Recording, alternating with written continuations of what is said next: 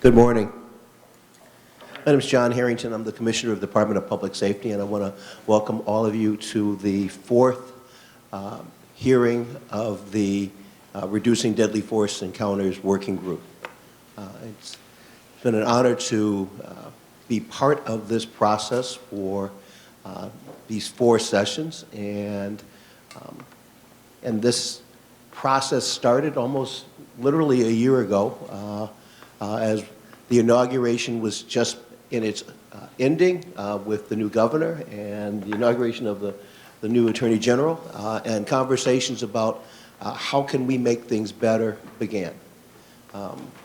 For the past three sessions, and now this is our fourth, that has been our intent, is to try and learn from the community and learn from the experts about how do we make deadly force encounters as rare as possible, and to make sure that when they do happen, that the trust of the community is maintained.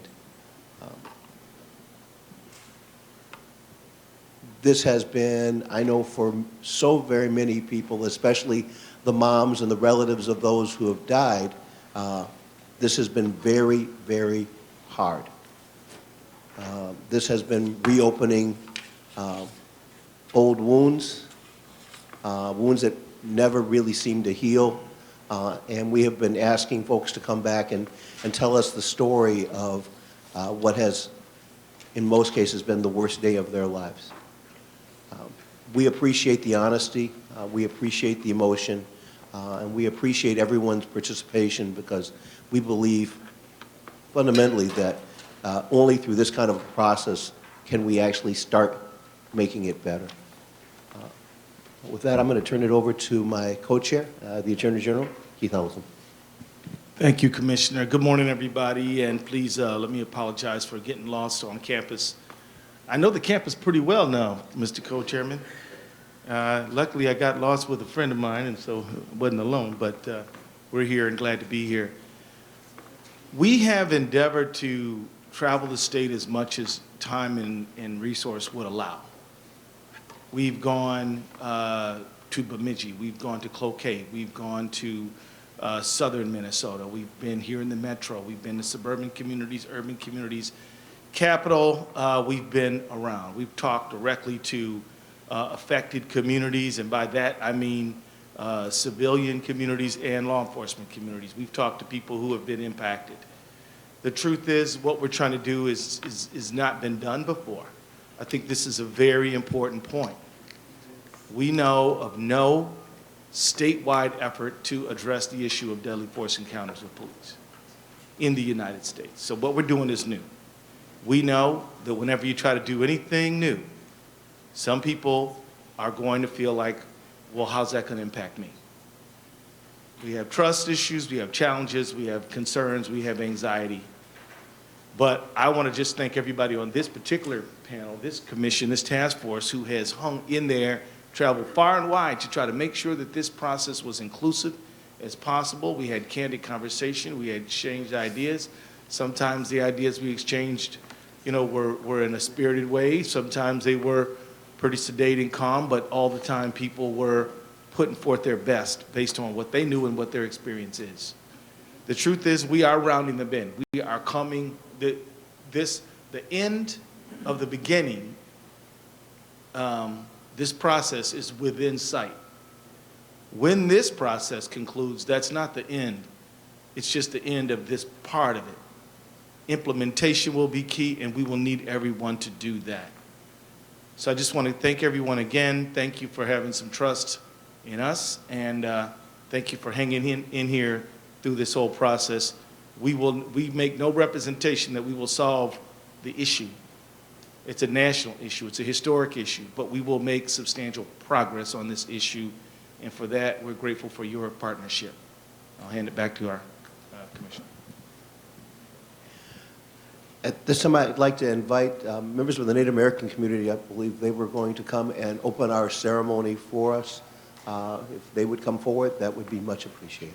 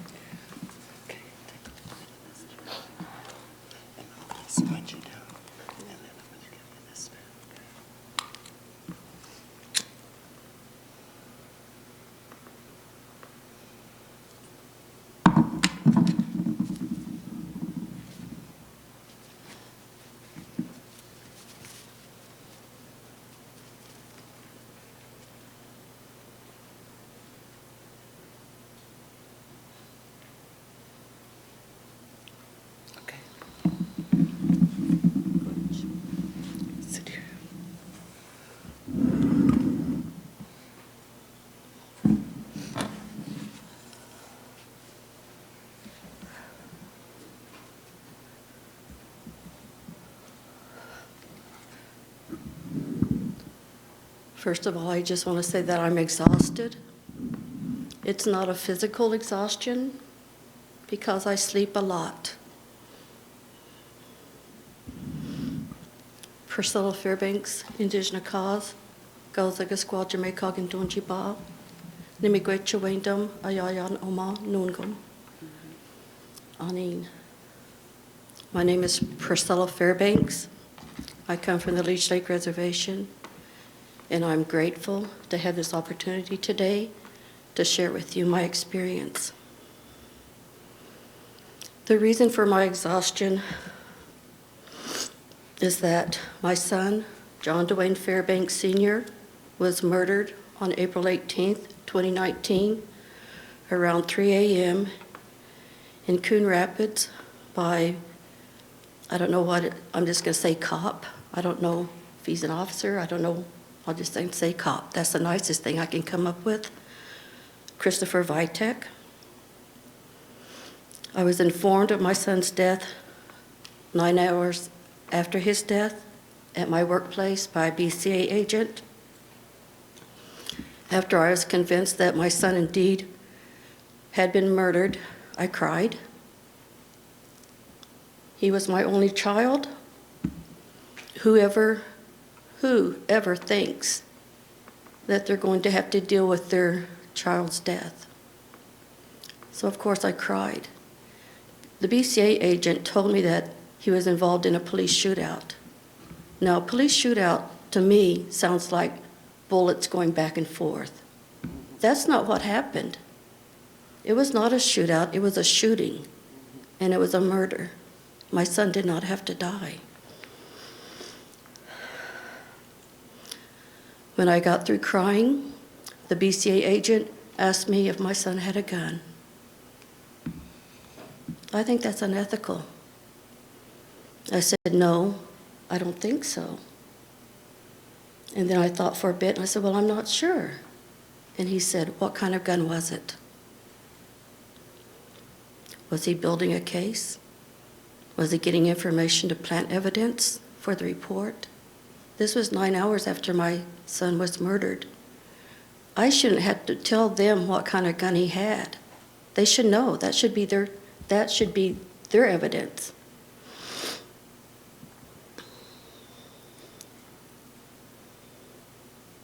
I was caught in a time of vulnerability, great vulnerability.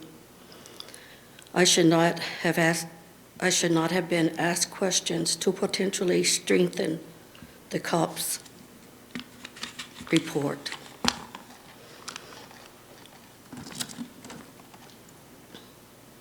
Months later, I was contacted by the Victims Advocacy Office.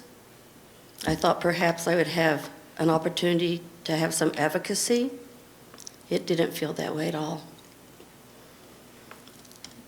My son's wife, his father, and I were invited by the Victims Advocacy Office to receive the report submitted by the cop who murdered my son and to view the body cam video. I wanted to know what the last moments of my son's life were like. I needed to know that.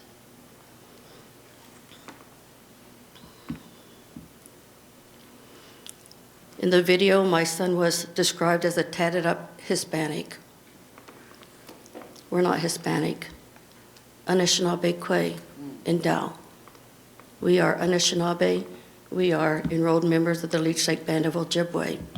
I believe that when my son was described as a tatted up Hispanic, that the value of his life plummeted.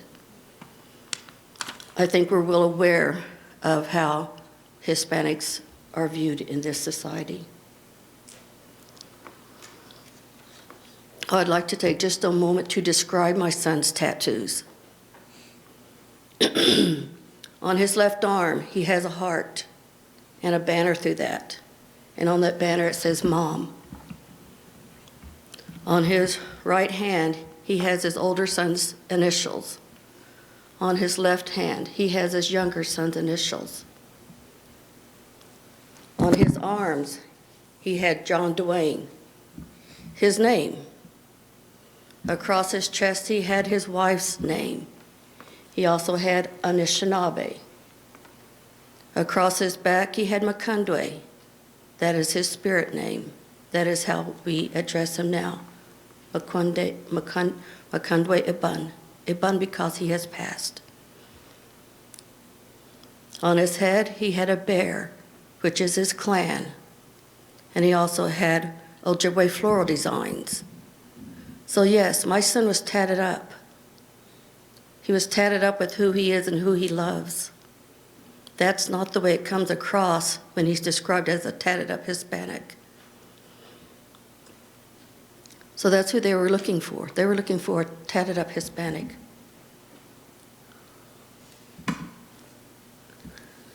We viewed the remainder of the video leading up to my son's death. We were told that he was shot 3 times.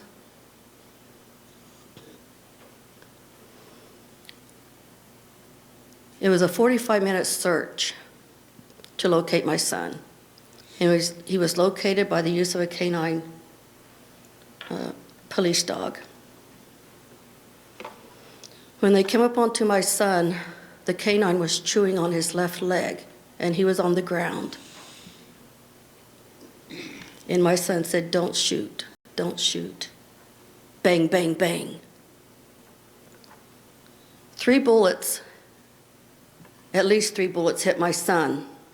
I'm not a firearms expert, but I understand that when you shoot a gun, it's kick back and up, kick back and up, kick back and up. That's my experience.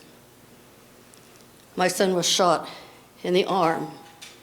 He was shot in the chest, and he was shot in the head. To me, that looks like 1, 2, 3. Not an expert.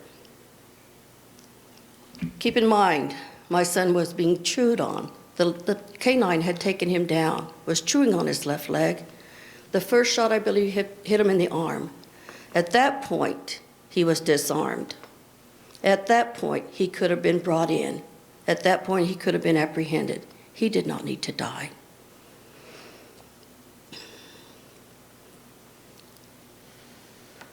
The report stated he had a gun and his finger was on the trigger.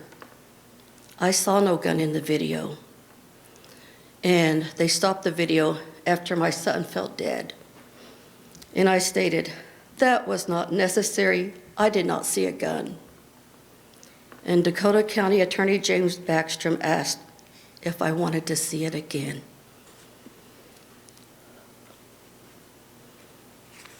I had just seen my son murdered.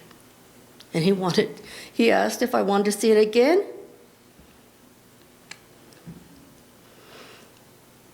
I just asked him if he had no compassion whatsoever, that I had just seen my son murdered, and he's asking if I want to see it again.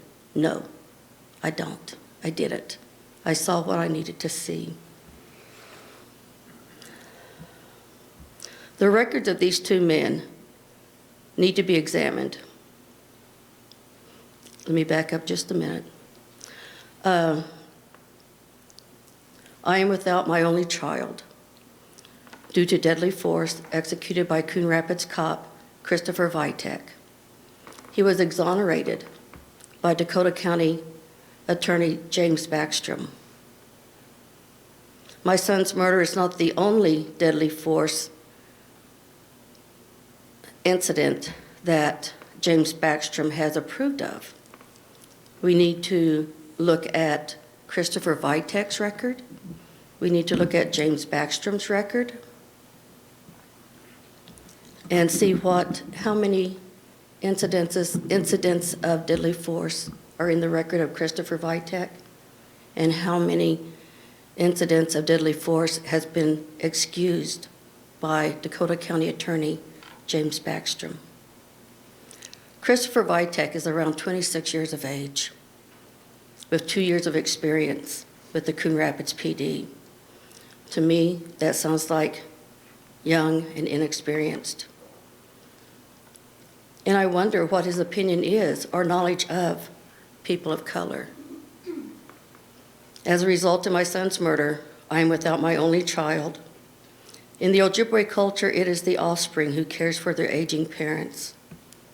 Last winter, my son got my car unstuck from my snowed-in driveway 5 times. He removed snow from my roof. The summer before his death, he taught his 7-year-old, well, then 6-year-old son how to swim. He taught him how to work with birch bark and how to make birch bark containers. He and his son put together a swing set. My son was highly involved in his son's life. I'm without my son. My grandson is without his father. My son's wife is without a husband. My son was a pipe carrier. He ran traditional sweats. These are healing opportunities. He helped counsel men. He helped them with their personal struggles. My son was a good man. He was a smart man. He was a skilled man. He was a machinist. He was a good son. He was a good involved father. He was a good husband. He was a valued member of our extended family and the community. He should not have died. It was not necessary for Christopher Vitek to murder my son. Christopher Vitek's action should not have been approved by James Backstrom. One of the 10 Commandments is, you shall not kill. How do Vitek and Backstrom reconcile this teaching to their decisions regarding the murder of my son? A universal law of the Ojibwe is the circle of life. The circle of life will balance the scale with these 2 men. That is my only consolation. In closing, we need to look at police training. We need to look at the hiring process for police officers. We need to develop a way to screen applicants. Screen applicants who are not suitable for police work. I've read that about 29% of a police force is responsible for the use of deadly force. This 29% needs to be weeded out from serving as a cop anywhere. Not just released from one police department to go to another police department. Removed being law enforcement anywhere, and there needs to be a system for that.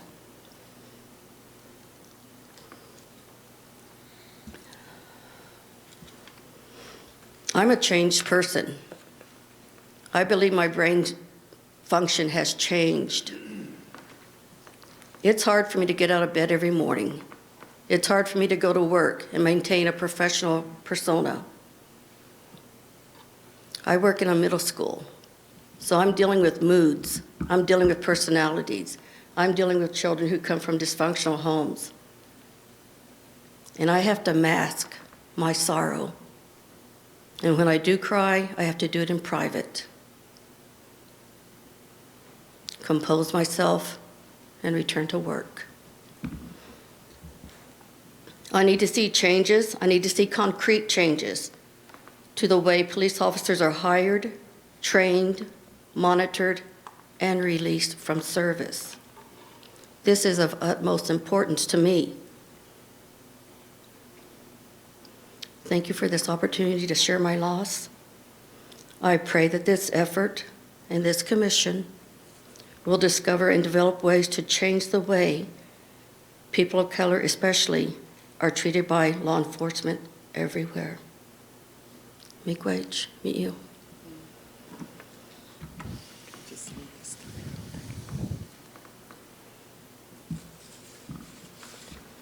Thank you very much, ma'am. Thank you. Thank you for listening. I appreciate the work of this commission, and I pray that we make some concrete changes that will go on forever. Miigwech.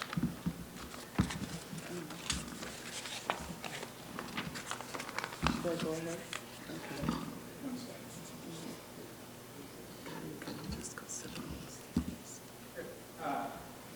To the working group, our first panel is actually Renee, who you know, is with the Anishinaabe Knowledge Institute, and she'll be testifying. We also have several on the video, giving video testimony. And so what we'd like to do is have, it's not on. It says it's on. Can you hear me okay? Here we go. Thank you. What we'd like to do is have the panelists, which is Renee and then Mark Anderson and Barbara from the Barbara Schneider Foundation and Indigenizing CIT, and then Lemoyne Lapointe and Dr. Joy Lewis will be testifying, as well as Shondell Darris. Is Shondell in the room? She is. If you could come up to the table, please. Thank you. And after each of them have testified, we'll have time and opportunity for questions. Okay? So we'll start with you, Renee, if you would, please. Bonjour, Onion. Give it a gishga condition class, Miss Quagamiza Gakening and Donchiba, Migasi and Dodem. My name is Renee. I'm from Red Lake, the center of the known universe. You've heard of it? No, never mind. I do a lot of healing work in my community. I do a lot of ceremonies. But I want to, I don't know how much time I have, but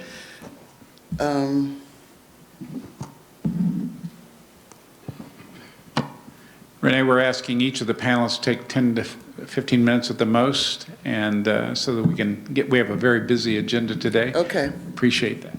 Okay. At the time of creation, everything has to go back to our creation story if we're to understand what we are dealing with now. At the time of the creation of Anishinaabe people, we were put onto this continent. And we lived here for many, many, many, many thousands and thousands of years without ever hurting anything.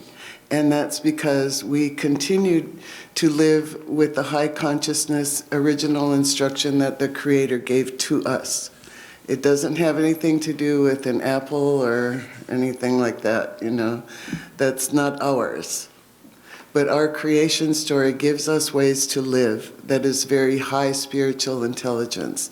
And we lived that way for a long time. With the invasion of the Europeans, there came with them a low level of consciousness that objectified all living things. Our way of thinking is that all of the world, all of creation, is from one spirit, and it is alive, it is interactive, and it is conscious and aware. Water is aware, water is conscious. If you think of trees, these trees as your grandfathers, you are far less likely to cut them down. But when the Europeans came here with their diseases and everything, they had a different way of looking at the world. They saw everything as objectified. It didn't have a life force. It was there for their use. And that's the foundation of slavery, is it not? That's the foundation of trafficking, is it not? It's the foundation of capitalism, in fact, which means that the more you take, the better capitalist you are and the more influence you have in the world. So as this different way of interacting with the world began to, as their military might grew and grew and grew, and our people suffered. And there's a definition of colonization I want to give you real quickly. The first is the invasion of a foreign power. The second is the criminalization of all things indigenous. The third is the imposition of the societal norms of that invading power. So that's what happened to us. And part of that is the education system. We are deliberately, intentionally cut off from our own self-knowledge. And the boarding schools, the U.S. government made their war on Native people by making war on children. And as their military might grew and as they decided that they own my land, and they imposed all of these different values on us. None of this is reflected in the curriculum in any public education, so that our Native children have nothing in the public education system that reflects their reality back to them. And so there's an alienation that happens. And then there's lots and lots of racism, you know, and the normalization of whiteness and the societal norms of the invading power. So this puts us in a very bad position societally. And with the genocide of our people, you know, when the Europeans first invaded, there were 90 million indigenous people here. And by the 1900s, in what is currently the United States, there was 250,000 of us. In Minnesota, we make up 2 or 3% of the population, and we make up anywhere from 15 to 25% of the prison population, which is not even logistically possible for 0.5% to do 25% of the prisonable felonies.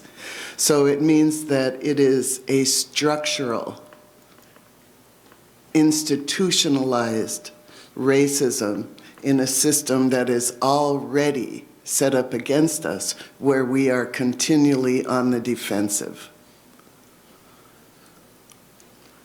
So this creates within us almost like a psychological break, and we suffer. The life expectancy of a Native man is 52. For women, it's 57. We die young, we die ill. And in 1978, there was an Indian Freedom of Religion Act that was passed that said, oh, just kidding, you guys can pray the way you want. You know, so that's when our spiritual traditions became decriminalized. Since then, we have been moving strongly towards a revitalization of language and culture, since our languages were no longer against the law. So we have a lot of making up to do, and we have to do it intentionally and deliberately. And we have to be just as deliberate about strengthening our language, our culture, our spiritual tradition as the invading force was in trying to suppress it, and in suppressing it and trying to kill us all off. So that's the work that we do.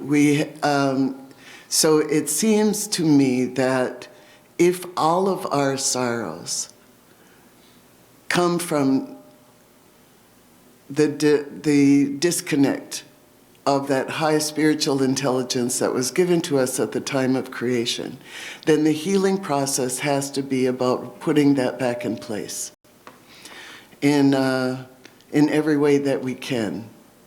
And we're doing that, but it's slow going, and the damage has been done. Terrible damage has been done. So we have kind of a dual way of trying to look at things. We're trying to make changes within the colonizing system that came to this land, and to strengthen our language, our traditions, and our spiritual processes in community.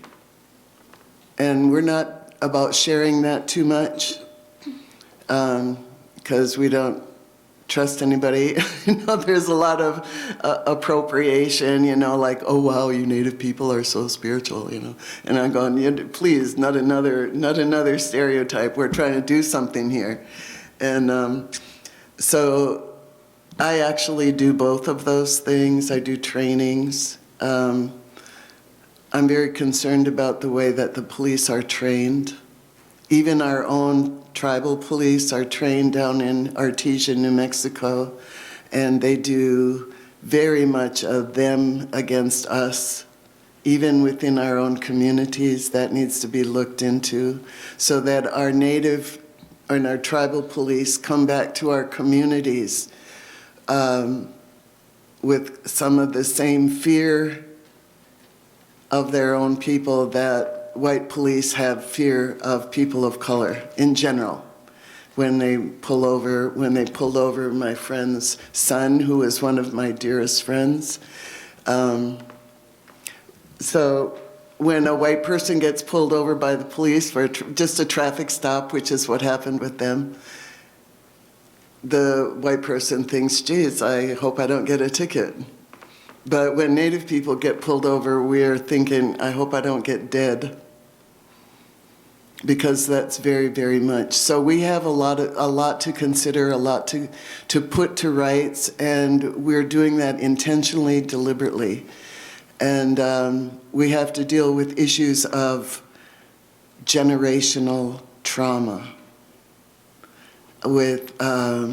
And you know, the gateway to drugs is trauma. The gateway to prison is trauma. You know, but we're dealing with it not just in this generation. My mother was a boarding school kid, you know, and the brutality that she experienced, then I wonder what happened to me when she was carrying me inside of her, inside that was supposed to be sacred water, but it was traumatized. And so I wanted to show you real quickly what generational trauma looks like. And I know it's not gonna to go to the, can I have this? No, this. For us. And I put this together real quickly. So at the time of creation, all of us were given what's called a path of life, the Minobimabasiwin. When your mind and your heart work together, right, then you have your path of life. If either one of those are out of balance, you can get very sick. And for all of you government employees, I know that you have worked in toxic environments where you have that feeling of dread about going to work, and if you don't change that, you will get very sick. So when police officers and people push themselves into toxic situations, then they can also become ill. So I just want to show you what this looks like. This is you. So you have an idea. This is the same awakening that the Creator had when he came to himself. So you have an idea, right? But if you don't have your heart in it, you know, but when you have an idea and you're really feeling it, like, I really think that this initiative could fall under that category. Then what you have is your path of life. In our spiritual tradition, we have what's called the Medewin, which is the way of the heart. And I'm not going to do that symbol, but they say that there are seven side paths. If you take any one of those paths off of your spiritual path, you will die from it. So those would be any kind of distractions where these are not in balance. So that could be drug addiction, that could be traumas of any kind, right? So what happened with colonization is that our people were not allowed to live the way that the Creator gave us to live. There are 5,000 more pieces of legislation that govern my behavior than yours. And so what happened is, I'll talk about me. So my mother never got to be here because her mother had to watch one after another of her children taken and put in boarding school. So my mother was taken when she was 5. So she never got to get all of the teachings, her clan teachings, she had her language.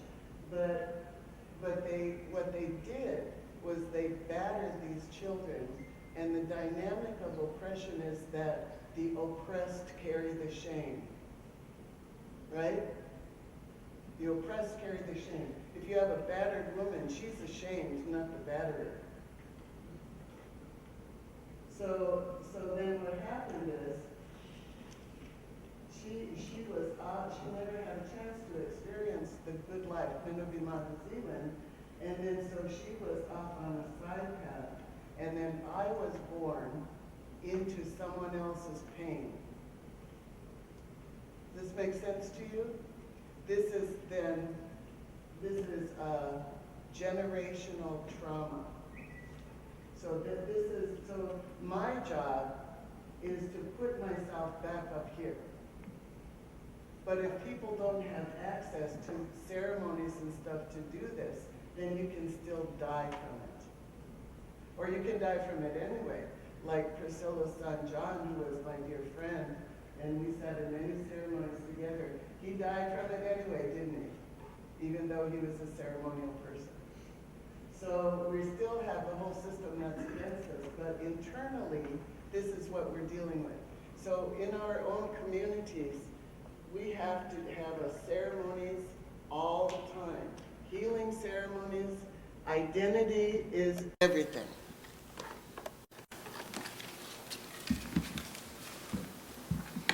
And that's what we do. We have sweat lodges, we have cedar ceremonies, we have smudging, we have work with tobacco, we work with our eagle feathers, we work with our sacred pipes, of which John was a pipe carrier, and those are responsibilities.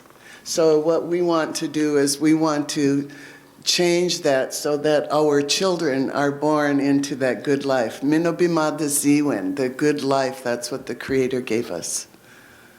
So that's what we're doing. Miigwech. Thank you, Renee. Our next presentation is a video presentation from Mark Anderson, and we ask you to remain because we'll have questions at the end. Okay. Mark Anderson and from the Barbara Schneider Foundation and Indigenizing CIT. It's a pre-recorded video, and so we'll bring that up at this time. Thank you.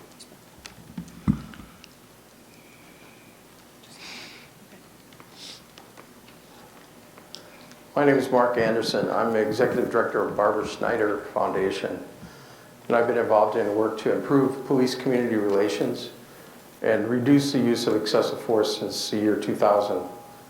Today, Lemoyne LaPointe and I would like to share with you our program, Indigenizing CIT in Indian Country. Nationally, the Native American community has experienced a higher rate of officer-involved shootings and other deaths than any other community.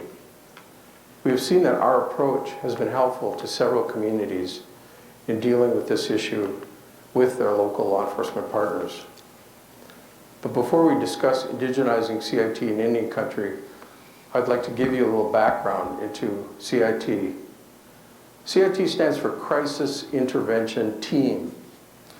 It's a program that was developed in response to an officer-involved shooting in Memphis, Tennessee in 1988. An officer-involved shooting there and protests by the community led the mayor of Memphis to ask his police department to work with the University of Memphis mental health program and the community members who were advocating for transformation in the way mental health crisis calls were responded to develop a plan for how this needed change could be achieved. That was the birth of CIT in 1988. Since then, the founders of CIT have formed CIT International, which hosts an annual CIT conference for anyone interested in learning more about CIT.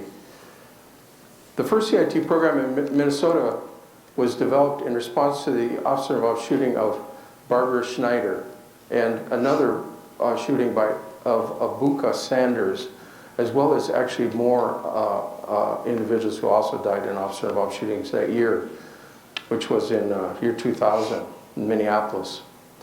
Since then, CIT has improved collaboration between police, mental health, and community in Minneapolis, but clearly still more work needs to be done.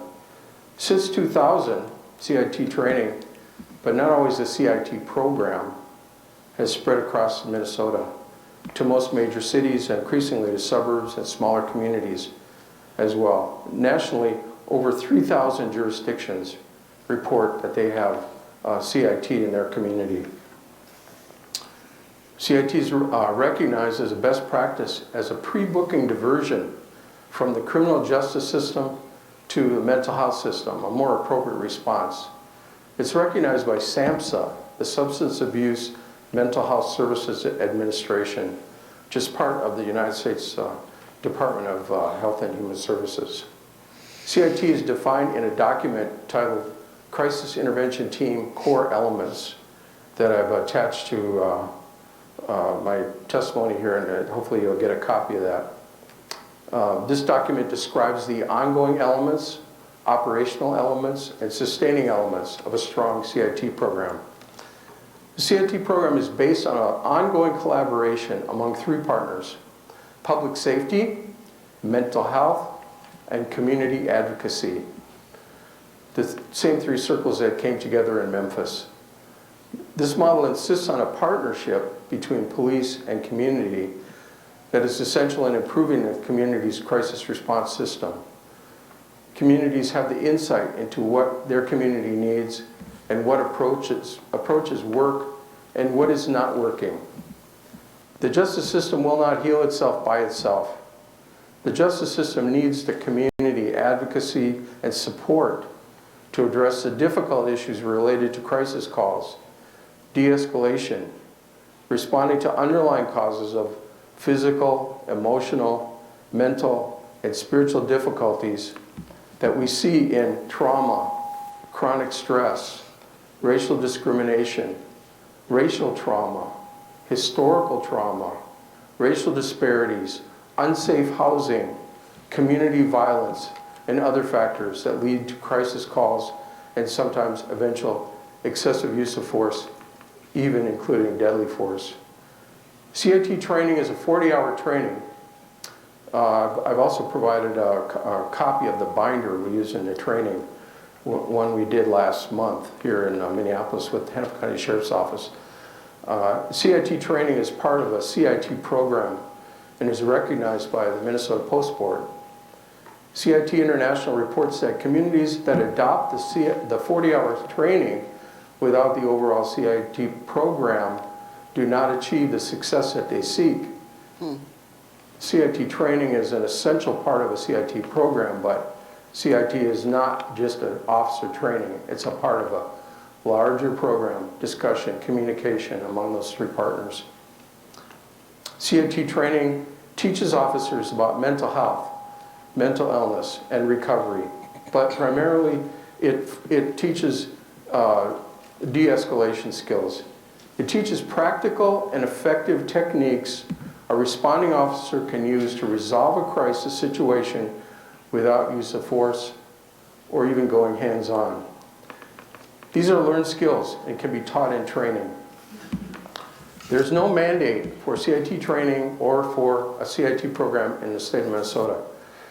CIT training that we provide with host agencies is centered on a de-escalation stairway promoted by Dwayne Fusilier. He's a former FBI supervisor with a PhD in clinical psychology. His son attended Columbine High School when the mass shooting occurred there. And community members came to him. They knew he had a law enforcement background and he understood mental health. And they asked him for help. How do they prevent this from ever happening again? And so he presented this stairway model to local community members as a way to help them understand de-escalation. The primary goal of the stairway is to achieve the trust of the individual in crisis by using active listening and empathy to develop a rapport so that the officer or other responder can influence the person in crisis and achieve behavior change and voluntary compliance with the request to come off the ledge, put down the weapon, get in the car, or take other concrete steps to resolve the crisis. Officers who take the class tell us this model is effective in the vast majority of crisis situations so that no use of force is necessary. Obviously, sometimes a criminal has the intent of hurting people, and this model is not the approach that should be used, but the vast majority of crisis situations really works. We think that one of the keys to reducing force is better communication in that crisis moment. And this approach is helpful for many. I just want to emphasize that as I said, there are 3,000 CIT programs. In Minnesota, there are several CIT trainers and different approaches to this training. And so what I'm talking about is the specific training that we provide. When I showed this diagram that you have there, take a look at it, this stairway to, when we show it to officers, I often hear this could be used in a hostage negotiation situation. I showed it to a psychologist from Rikers Island who came here for a training that we did a few years back, and he said, this is a model that's used in therapy to achieve behavior change over a long period of time. When I did a training at the Hennepin County Reserve for the reserve officers, which is, they're volunteers that work on parades and other large events, supporting the sheriff staff at those big events. The gentleman raised his hand in the back of the room and said, this is the same model we use in sales. And then we had a couple of officers, wonderful people from Montgomery, Alabama. We helped Montgomery, Alabama develop a CIT program, work with their police department, the Montgomery County Sheriff's Office, and a hospital down there to do that. It was the first CIT program in the state of Alabama. This was this last year. And these officers looked at this stairway, and they said, this is a leadership model. You listen to your people, you empathize with them, you gain their trust, then you can suggest changes and get them to change the way they do their work. So this is really a communication a model that can be widely applied. I think that's why people find it so helpful, because it just seems natural. It's the way we work when we're trying to enter into communication with someone. We're trying to ask them to do something that maybe they hadn't occurred to them or that they're resisting doing. We think that a community in crisis can be responded to in a similar fashion. Use active listening and empathy to gain the trust from that community so that solutions to a problem can be discussed and agreed on in a conversation based on mutual respect. The great strength of CIT is it encourages and promotes strong relationships between police, mental health, and community in a local jurisdiction so that concrete problems, issues, concerns in that particular community can be worked on over time as they arise. We don't have a statewide criminal justice system. We have local police departments, local sheriff's offices. We have some state, we have state law and some state agencies, but there's so much of this work is done at the very local level. And so that conversation between that local community and that local police department, the local sheriff's office, the local hospital staff, other people interested in CIT is just really important. I would note the following strengths in the CIT model. I encourage you to consider. CIT improves officer skills at de-escalation. It's been shown to reduce the use of force, enhance officer safety, and improve outcomes for the person in crisis. It works for all three of those circles, those three partners. A CIT program helps all the partners involved in crisis response work more effectively together, whether that's on the mental health side, on the law enforcement side, or on the community side. CIT does more than reduce the problem of excessive force to reduce it to the moment the force is used. In other words, sometimes we wait until the tragedy occurs and then we analyze that tragedy. This does more than that.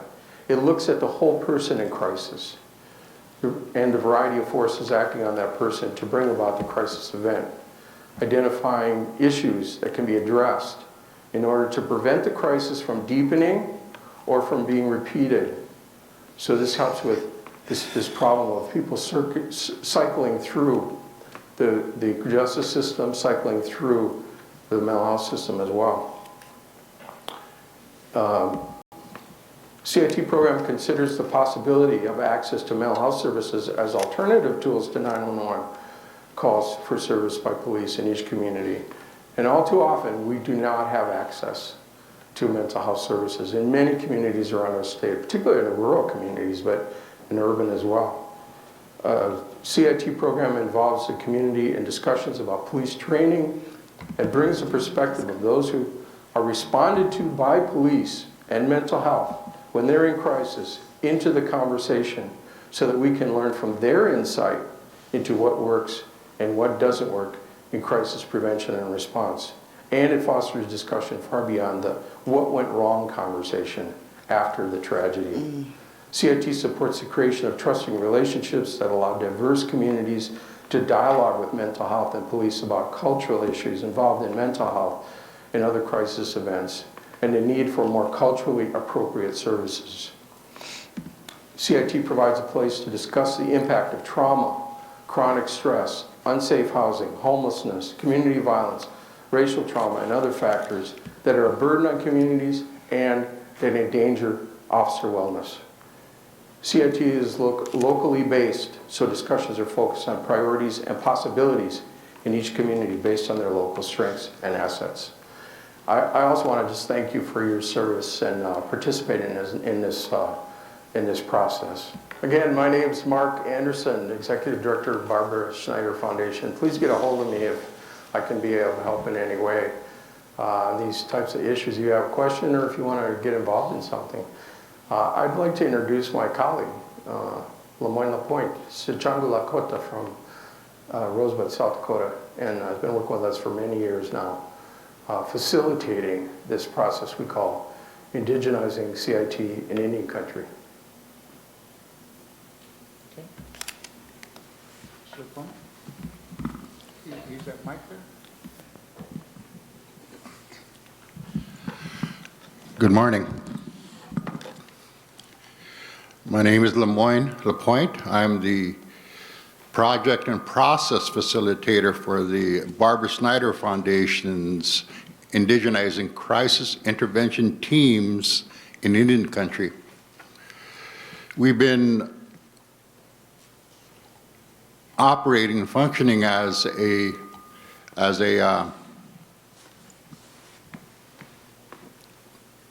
training team since 2014, December. In that year, we responded to a shooting of a young Native man in Rapid City, South Dakota. And at that time, and in response to that incident, we made a recommendation to the Native community that they consider on hosting a four-part or four-phase community conversation within their community for everyone, not only Native but non-Native residents as well. We presented a four-phase process to what we had hoped would be a small host planning team for this conversation. We had recommended maybe 5 to 10 people be part of the host planning team, but when we arrived in Rapid City, we had well over 50 people, and they all wanted to be part of that host planning team. So we had one of the largest host planning teams we ever had prior to our inception of these community conversations in the various communities we have entered since then. So on February 25th, 2015, Rapid City conducted the first community conversation. And well over 100 people attended, even though there was a winter storm. The snow was blowing sideways, and yet there was many people that came. But this community conversation process we've hosted in other areas as well. We hosted one on the Bad River Indian Reservation in northern Wisconsin, where a young 14-year-old Native boy was shot and killed by a sheriff's deputy. We held one in Omaha, Nebraska, where a 29-year-old Sichangu Lakota person who had gotten off the bus there and hadn't taken his medication for the schizophrenia that he was experiencing. He wandered about 2 miles away. Police were called. He was handcuffed,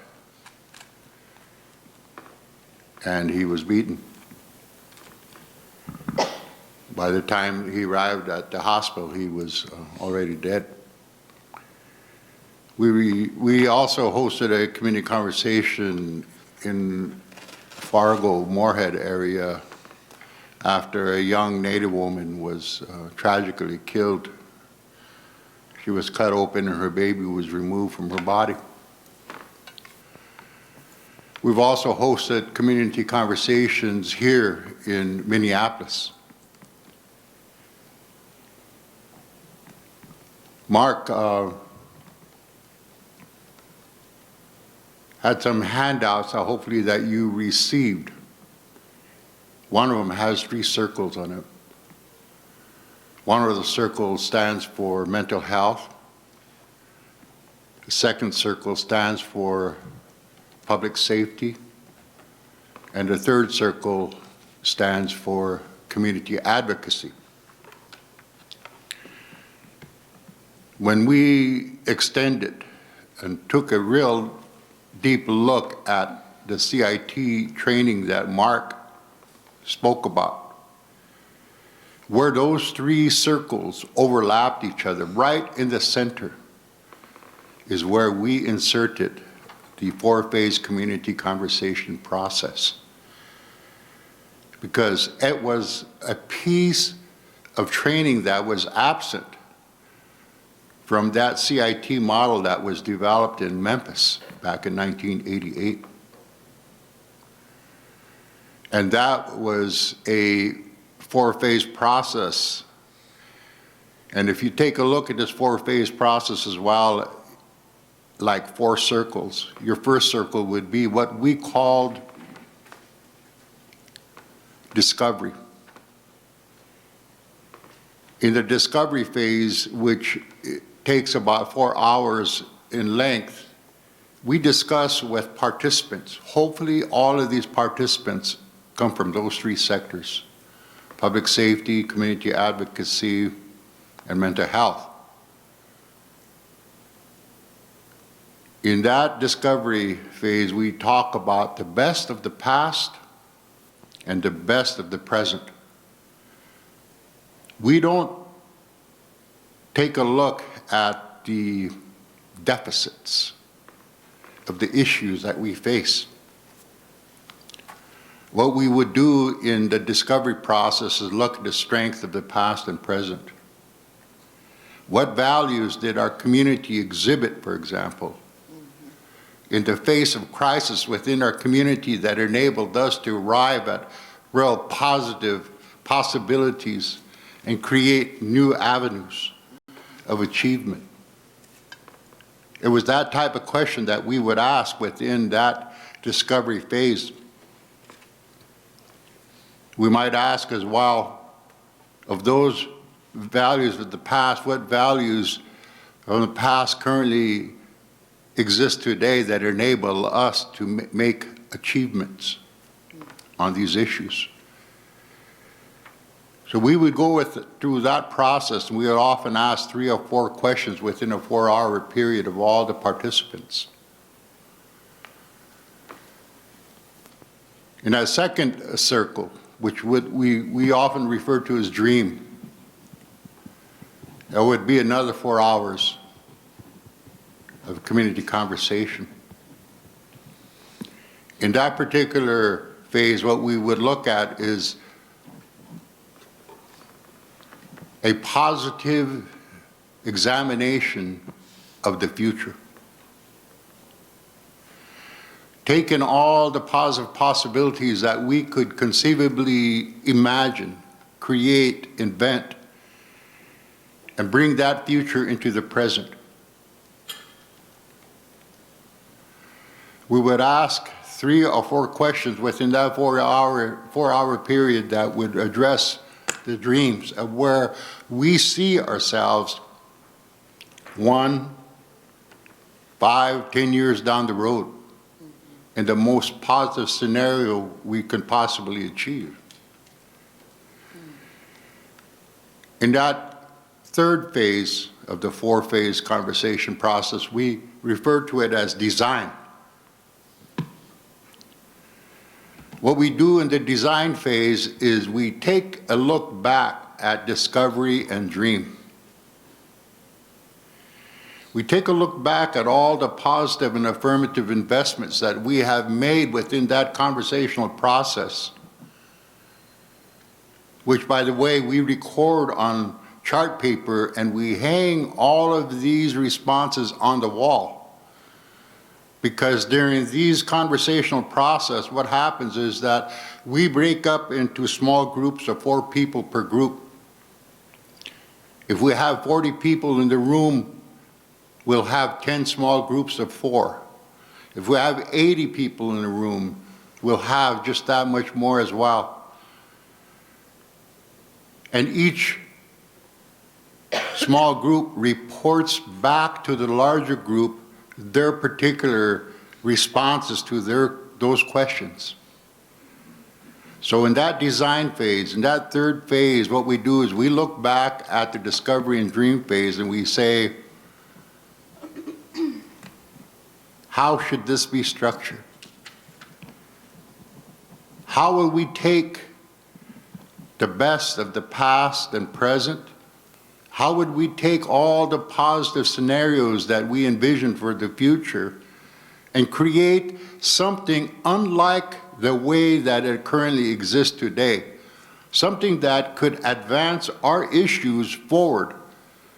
Something that not only really considers improvement of existing situations, but also examine transformative ways that we can advance the issues within our respective communities.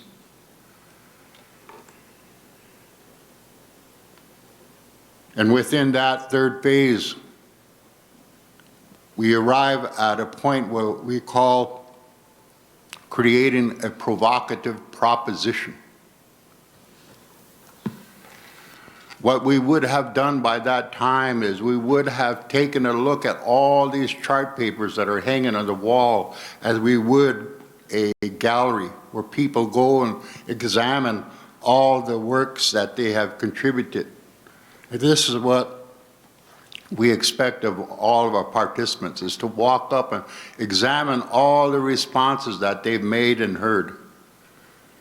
We ask them, we might say, what are the top 3 preferences that you see here that our community should really engage in? Please mark it. What we do with these preferences is we take a look and we say, how much of these can we cluster?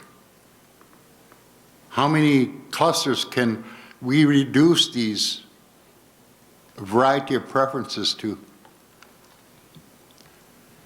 And once we've done that, we ask them to break up into these groups, give their particular group a name, that issue, put a name to it, a title to it.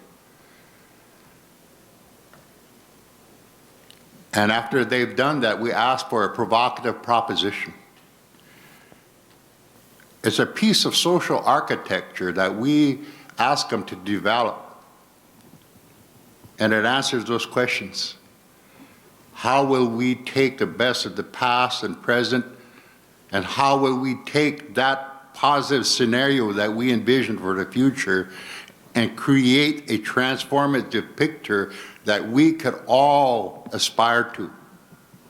The mental health, the public safety, the community advocacy elements of our community. And once those provocative propositions are developed by each of those groups that are now clustered, we ask them to get up and make a presentation to all the participants. Following that, we enter our 4th and final phase. We call it delivery. And the delivery phase is basically not only your implementation phase of that process, but it's also your commitment phase. because we're asking the people who are participating in this process what they are willing to commit to this particular scenario that they've now created to make it happen. Some people will want to engage, oh, I've only got 3 months. Some would say 6 months. Some would say I can go for a year. Some might say 2 years. Some have said, well, I can go for a lifetime. Some may not. But what emerges out of there is a probability. You could, as a group, take that and work with a broad cross-section of our community to examine, to see if it can happen. And this is the piece that we've inserted into the crisis intervention team training which Mark spoke about. It's that piece that we inserted where the 3 circles overlap. It's a 4-phase process that takes approximately 16 hours in length to accomplish. Why am I telling you this? It's because what we've seen often is that something that's called crisis intervention training is often conducted within police departments, within mental health, absent the community. But what CIT stands for, and I emphasize this, is Crisis Intervention Team Training. Not crisis intervention training, but crisis intervention team training. We believe that implementation of this 4-phase conversational process within our community between public safety, mental health, and our community is really needed. Because how can trust be regained within our community? When will our community also be considered first responders? If our community is enabled to participate in community conversational approaches, it's that communication, as Mark had said, that either reduces or eliminates deadly force. It creates the kind of empathy that is necessary for each of these sectors to create the rapport to arrive at trust.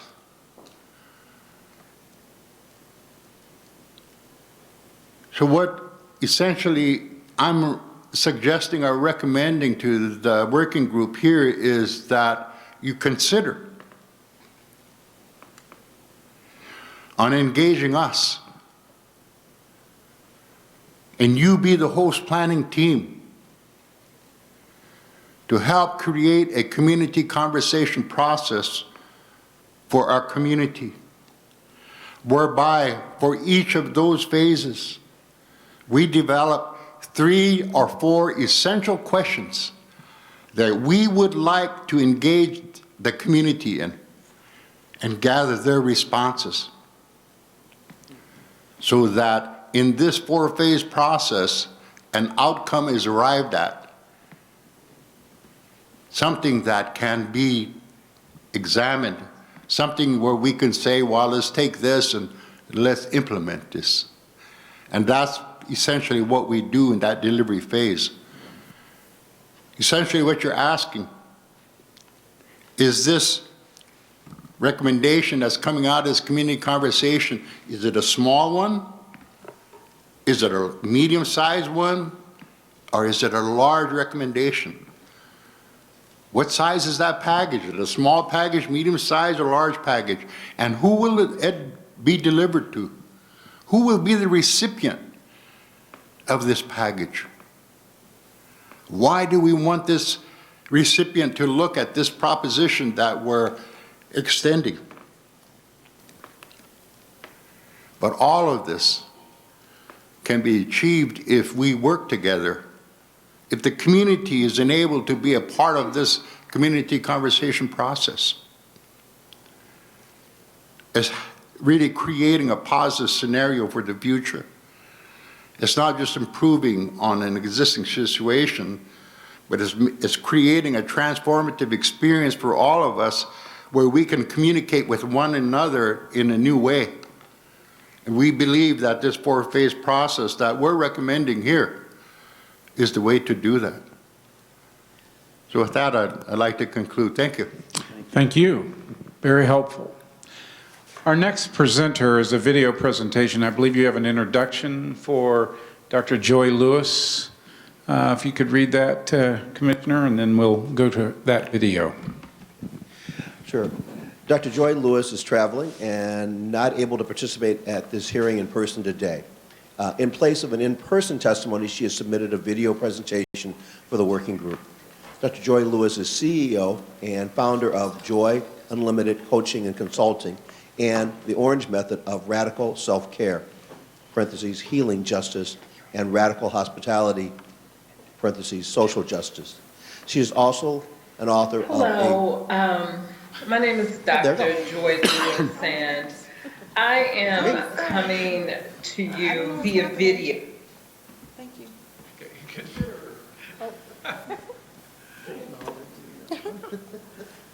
Also author of a book, Healing the Act of Radical Self-Care. Several working group members, local leaders, elected officials, and many in community are familiar with Dr. Joy's work, as she is often someone relied on and called upon to help leaders and community navigate through crisis and have very difficult conversations on difficult topics together. Because of her subject matter expertise and firsthand experience helping community stakeholders, police officials, and elected leaders in the midst of the aftermath of police-involved shootings, that we invited Dr. Joy to talk about what grassroots community healing is and why it's needed. And you get play now.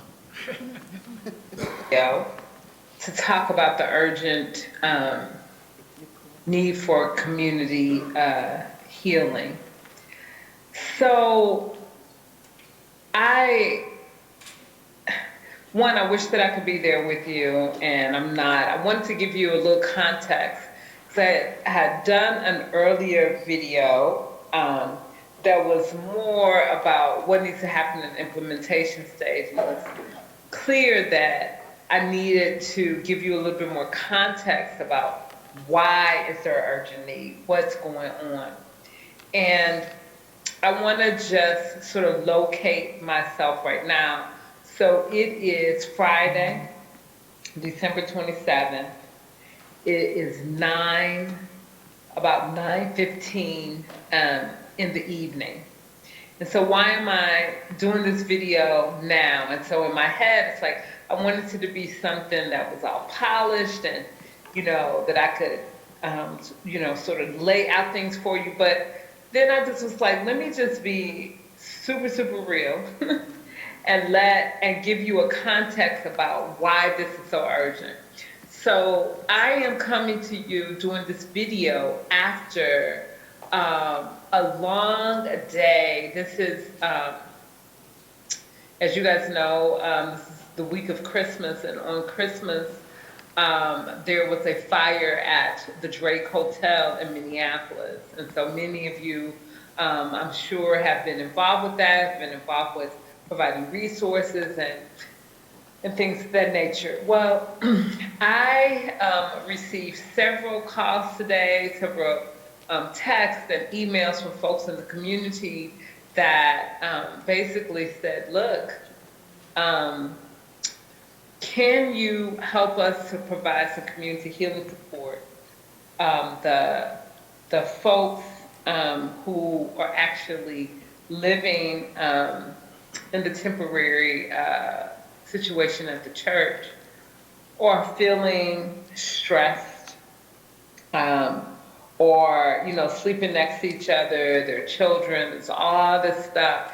And so a lot of the physical needs of the community are being looked after, but but then there's this emotional trauma needs that are happening both like in real time, yes, but then also it brings up all these other kinds of traumas that are happening. And so there are lots of social services and those kinds of things that are much needed. And what people are asking for are people who look like them, folks who have gone through similar things, who can actually come and hold space and move through. Why? And so I said, why am I talking about, you're like, we're here to, you all are gathered to be able to talk about,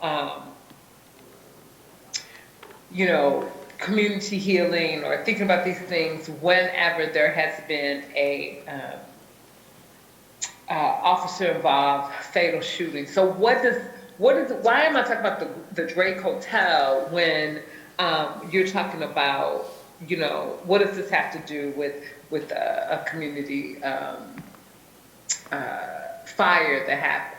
Well, I would argue it has everything to do with it. And it's like in these gaps where we're not paying attention, because there is so much trauma on top of trauma on top of trauma that may be unrelated to the specific thing that you are dealing with, but it is affecting the same people, right?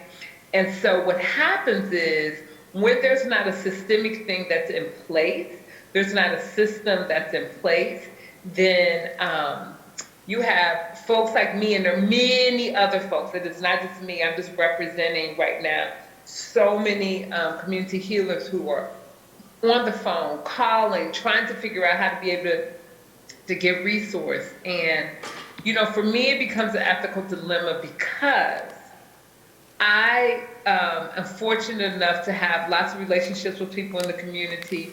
We get together, we try to help folks out, we do things. And if I ask people to help, 9 times out of 10, they're going to do it. And, but that's an ethical dilemma for me because I am not in a position to be able to compensate them for their time. I also know these are people who often are also stretched. They're doing lots of things. They are working other full-time jobs. They're doing other pieces because there has not been an infrastructure in place for community healing. So I wanted to use that as an example, and I can run down the litany for the list for particular things. You know, when there was the death of Jamar Clark, when Philando Castile happened, when Justine Diamond happened. Those are the big cases, but you all, there are so many things that have happened in between. As you know, I'm sure you all have lots of lists and how it impacts people. Sometimes it's a fatal shooting. Sometimes, you know, somebody got run over by a car, or there were shots that were fired, and who's being called upon on those at that time, or folks who are in the community, who are community healers, who are not even, sometimes, a lot of times people are not necessarily maybe calling, but you're there and you can help de-escalate what's going on. And we would be in a very different position if these folks who are called invisible emotional laborers were not there. So, you know, it's urgent. Like, I cannot express how urgent this is. And, you know, and there are some simple fixes that will make a big difference if there was resources that were available. And so this is not something that we need to anticipate, just like wait until something happens. It's like the need is now. We're dealing on top of urgent, on top of historic trauma that has happened, and that if we can have a system in place, we'll be in such a better place. So as I said, the slides are not cute. I'm just gonna just put it out there. So I have 4 recommendations, and I put them in order of the work that we do at Joy Unlimited around the Orange Method. And so It has 4 parts: meditation, which is about getting grounded; mindfulness, which is about getting present; emotional liberation, which is about getting free; and conscious movement, which is about getting unstuck. So my first recommendation is really what we're calling the meditation grounding phase.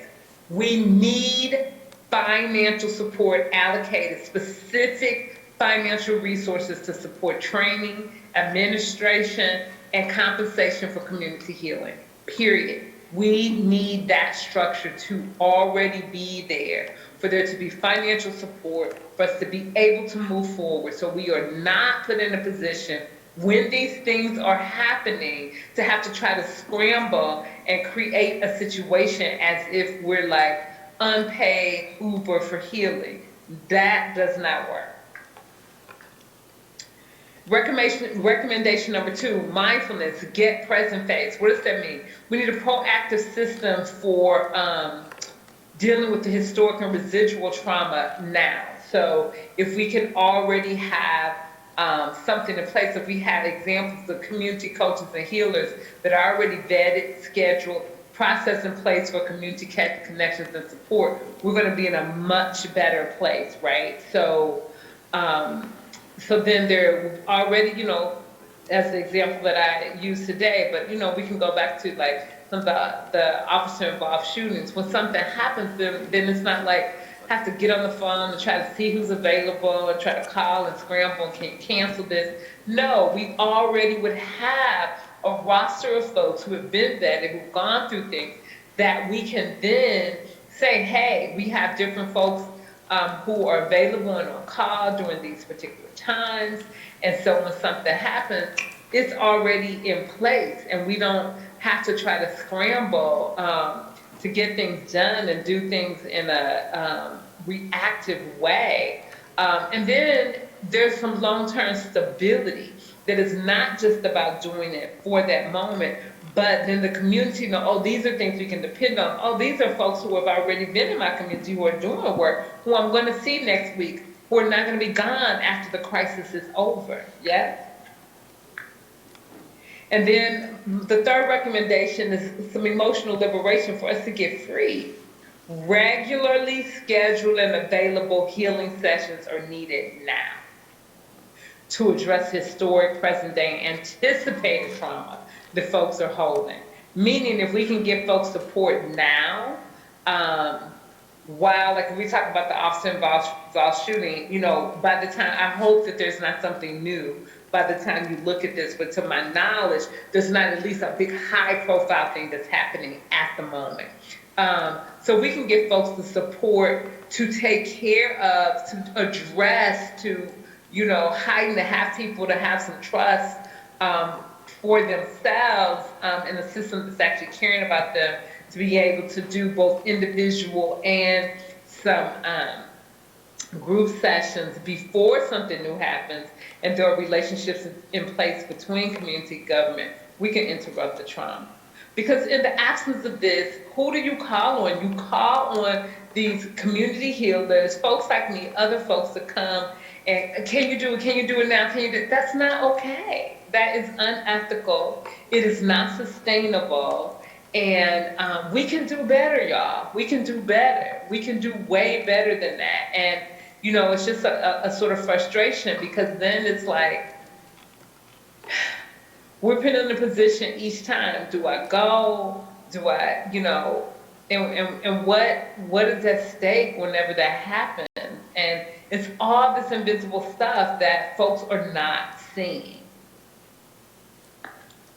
And then the fourth recommendation, literally make a decision to have community coaches, healers in residence with organizations, with state agencies, in communities, so we can connect the dots with the different systems. Don't put a Band-Aid on something that needs a transplant, y'all.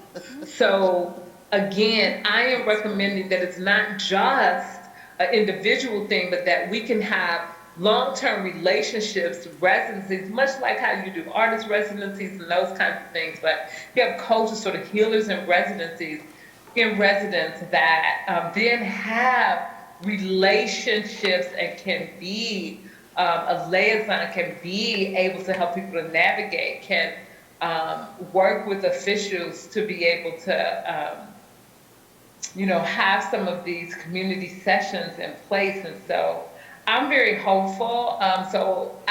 This is how deep this is to me. That's why I said it's December 27th, y'all, at 9-something at night after a long day. Ann needs to still try to figure out how to try to coordinate these services. The next couple of days as I then hop on a plane. And yeah, we can do better. We can do better. So I thank you for your time. There are a litany of other resources that I have shared with the committee. Should you have additional questions, happy to be able to answer those. We, have things that are ready and in place. We just need the resources. And I'm literally, my call to you all is like, this is so urgent, it's so heartbreaking, and we can do this differently. So thank you so much, and I look forward to speaking with you soon. Take care. Dr. Joy Lewis, Joy Unlimited, representing really the community healers in our state. Okay, bye now. Okay, great, thank you. Our final panelist for community healing is Shondell Darris, who will be talking to us her resiliency. Thank you. Sure. Put the mic a little bit closer. Is that better? Yeah. Okay. Reading off paper, so if I don't have eye contact, I apologize. But my name is Shondell Darris. I am the founder and CEO of Resiliency, an organization devoted to better mental health and wellness for the Black, Indigenous, and other people of color communities. I am an experienced facilitator who has led cultural sensitivity trainings for many agencies, organizations, and institutions across the nation. Through my trainings, webinars, and consulting, I have worked to contribute towards the dismantling of institutional and cultural inequities that exist within our current mental health systems. I do this by helping organizations and individuals to identify, address, and reevaluate unconscious and known biases affecting the people, the Black, Indigenous, and other people of color communities as they encounter the many layers of our mental health systems. I am also committed to serving my community by providing safe spaces, workshops, and resources to assist in reducing the sometimes debilitating stigmas experienced within the African American community while dealing with trauma and mental health services. Police-involved deadly force encounters are an important issue for me to speak on today because the reality is an individual with an undiagnosed mental health issue is 16 times more likely to be killed when either approached or stopped by law enforcement, while a person who is clinically diagnosed is 50% more likely to have a deadly encounter without law enforcement. These statistics are unfortunately all too familiar for me and personal because in April of 2014, a man by the name of Eddie Ray Epperson, who was a 45-year-old Black male from Humble, Tennessee, lost his life within 90 seconds of coming in contact with their police department. He had a known criminal record. He had multiple mental health issues, but most importantly, he was my father. And the only opportunity that I had to meet with him was while he was laying in the casket due to these unfortunate events. So this is an important issue and topic for me because it hits me personally. Also, community healing after a police-involved deadly force encounter is an important issue for me to address because there are many gaps in what's currently happening in these cases. There are many things that police chiefs and mayors and other law enforcement need to hear when speaking on this topic, but most importantly, in my opinion, the thing that needs to be spoke up is that they have to take a responsibility to the communities and the families' emotional well-being after the fact.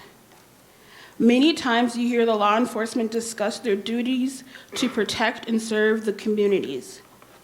However, times when trauma and pain is initiated by one of their own, the serve part is more likely silenced, and the burden is left on the community to mend, investigate, and even at times clean up the tragedy that has been left behind, all while they should be grieving, healing, and looking for answers and closure.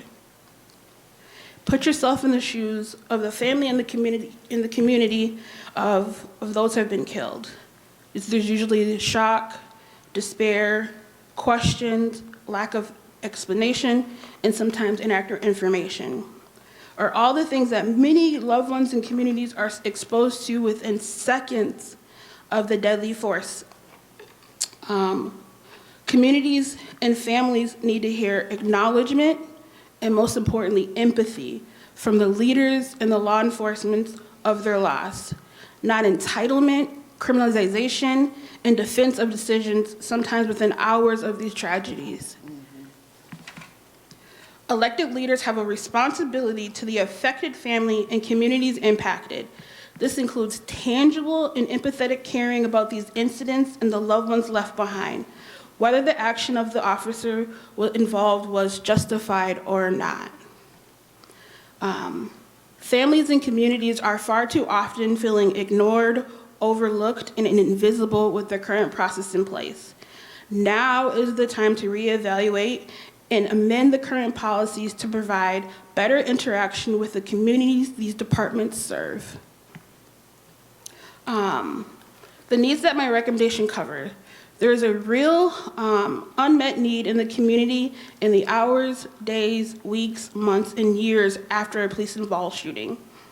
Emotions are high, wounds are deep, and community members are often reacting to another recent trauma and experience only to be triggered by a new incident. The true lack of funding and support needed for culturally traditional and non-traditional resources to provide adequate and relevant community outreach to prevent and/or restore Black, Indigenous, and other people of color communities who are impacted by law enforcement and other community-involved fatalities. Finally, also, my recommendations cover identifying the gap with law enforcement training pertaining to mental health and/or trauma encounters with the Black and Indigenous people of color.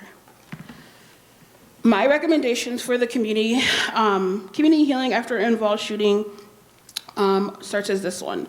Fund culturally competent organizations and/or community healers who are within or close to the community impacted by police-involved traumas and tragedies. There is a program that is going on right now in Minneapolis called Recast. And Recast has been able to put a call to the community healers, agencies, and institutions to be able to see how they can help provide different healing alternatives to communities who have high stress and trauma.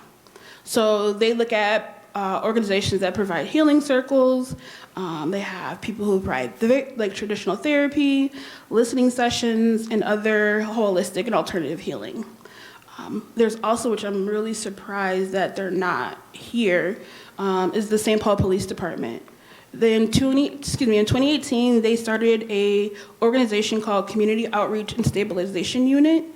And what this unit does is it goes into the community with community partners to identify and address individuals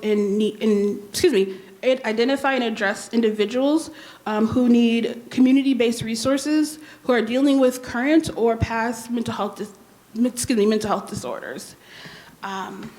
Another recommendation I have, because to my understanding, there are several different mental health screenings that a potential officer can take depending on where or what county or department that they're going to be able to be cleared or not. I am recommending that we reevaluate the current process screenings for law enforcement that happens before hires and after police-involved fatalities. Curate and streamline a mental health screening across the state, eliminating inconsistencies in higher communities of Black, Indigenous, and other people of colors. Consider looking for a culturally unbiased mental health screening and testing with a mandatory reevaluation after 2 years. Finally, my last recommendation is to either sponsor or require a community relations training for law enforcement representatives who are presenting press releases and updates to better communicate, communicate and navigate affected communities' well-being, expectations, and responses when dealing with a deadly law enforcement interaction. With more empathy and respect for not only the families who have lost their loved ones, but the communities who are now left behind to pick up the pieces from this tragic event. Thank you. Thank you. I would suggest that we're right up to the edge. We have 3 panelists who are here for available for questions. Take about 15 minutes or so before we break to follow. Is that okay with you? So I'll turn it over to you two to lead the question and answer. Well, I just want to say on behalf of all of us, thank you very much. You gave us conceptual information, specific information, cultural information. It was all very, very helpful. And I know I took a lot of notes, and everybody I saw was listening very carefully. So with that, does anybody want to offer some remarks or make a question or ask a question? I had a quick question. I just wanted.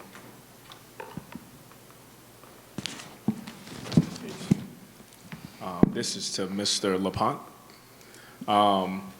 And so you were talking about the indigenizing CIT. I just want to clarify, are you calling for an additional 16 hours in addition to the normal CIT training? So that would take it up to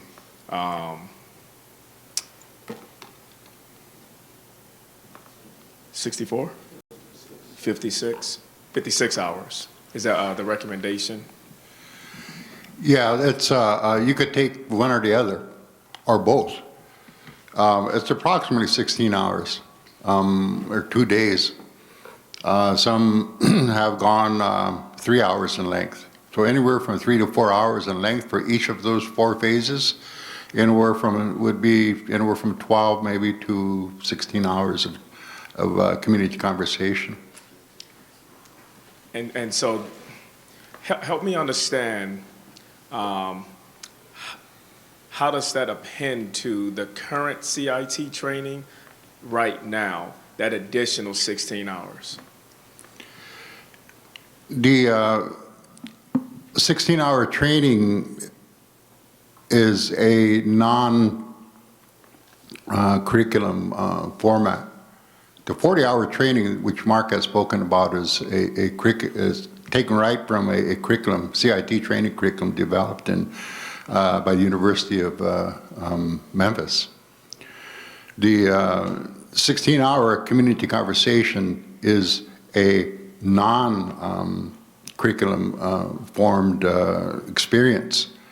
And what it really entails is a host planning team, which could conceivably be you, mental health professionals and community advocates who sit on a team to help develop the type of questions that we would be looking at depending on our purpose for that particular conversation.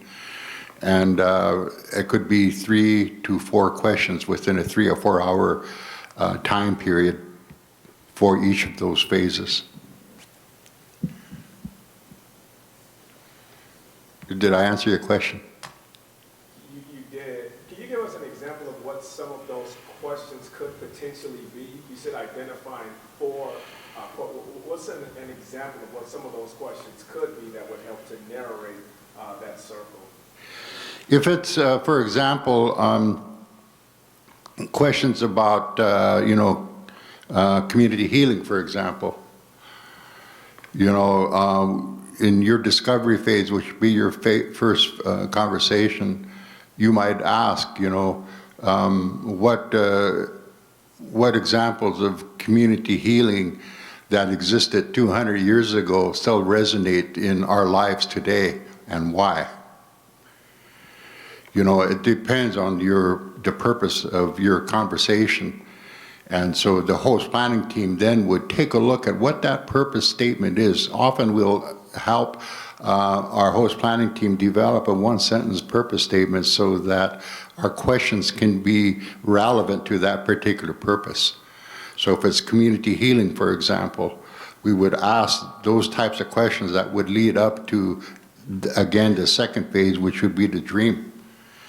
You know, in an untried and unprecedented way, how can we together achieve a much higher level of community healing? It would be these kinds of conversations that each of those people at each of their small group tables will record and then post for presentation to the larger group. But what we see is that it contributes, just that positive affirmative conversation attributes to community healing itself, because it enables a rapport and an integrated approach by a broader cross-section of the community to engage in a conversation they may not have ever engaged in before. I remember one of my uncles often said to me, he's often said, when you're speaking with people, make sure that you select your words wisely, because you could either give life or you can take it away. And often what we see in our conversation, particularly when I look at what we call a town hall meeting where people get up on the mic one at a time, what I often see there is people blaming, taking a negative approach, getting on a soapbox, looking at all the deficits. In this conversational approach, what we do is we really move away from that, and we take a look at the affirmative approach, a more positive orientated approach that really takes a look at the positive possibilities that we could achieve going forward. And these questions that are developed have to be developed to assure that this process is moving forward in a positive, constructive way.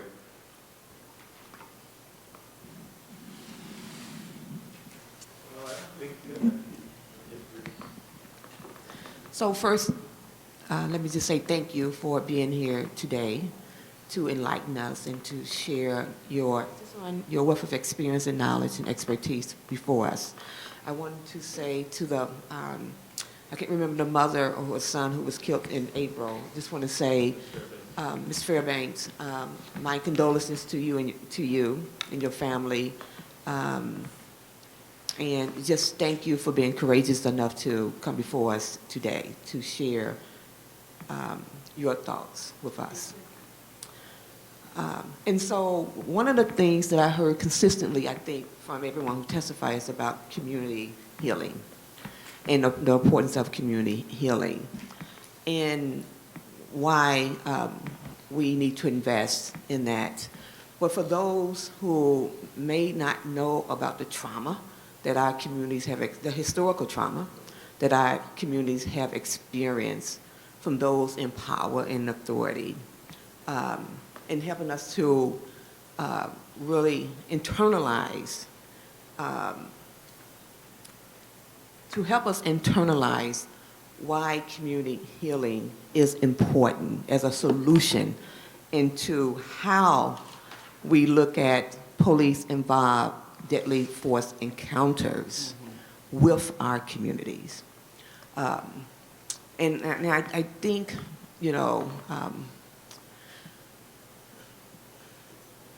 sometimes we make maybe assumptions that people understand that, why community healing is important, or why we talk about trauma, or why we talk about the things that has historically impacted our communities from generation to generation to generation to get us to a place where we are. And the burden sometimes may seem like it needs to fall on the community to do their own healing, right? And not look at the power dynamic that has been a part of American history within our community. So I say that to say that it's important that when we look at police-involved deadly force encounters, that relationship or that disconnect or that humanity may be a disconnect with those who are like policing our communities. And so that community relationship becomes important And those steps that Mark Anderson talked about, that active listening, empathy, rapport, and before we could even go on the other side to the influence and behavior change, we have to have that trust there. And that is something that I think is important for us to take in and to better understand about as we move forward, looking at the encounters that happens in our community with police. It is often that distrust, but also how they see us in our humanities as they engage in the fear and other things that may come upon them as with those encounters. So realizing that the relationship part and the trust part is not just something that community has to do, but has to be realized with the police officers that are engaging in our community and with those encounters that we so often see. And so my hope is that, that we were able to hear that, and that that was consistent. And it usually comes from community, indigenous communities, because our relationships are different with officers and how we see that encounter, right? That others don't have the privilege of encountering because of the privilege that comes with who they are. So again, I just want to say, I know I heard you. I think many of us heard you at this table, and for those who's trying to grapple with, so what do this mean, and how do we move forward? Hopefully you're getting a better understanding of what, especially communities of color, African American community, indigenous communities are saying, and why this is a part of the solution into how we move forward into the future to really begin to alleviate some of these to eliminate all deadly force encounters in a way that's going to look at the sanctity of life for all people, right, and what that looks like. So just thank you so much. May I respond to you? I really like everything, of course, that you're saying. I think that when we want to do cross-cultural action or cross-racial action, that sometimes we forget that that not everybody understands all of those dynamics. And so it might be helpful for this group to actually receive some training in critical race theory.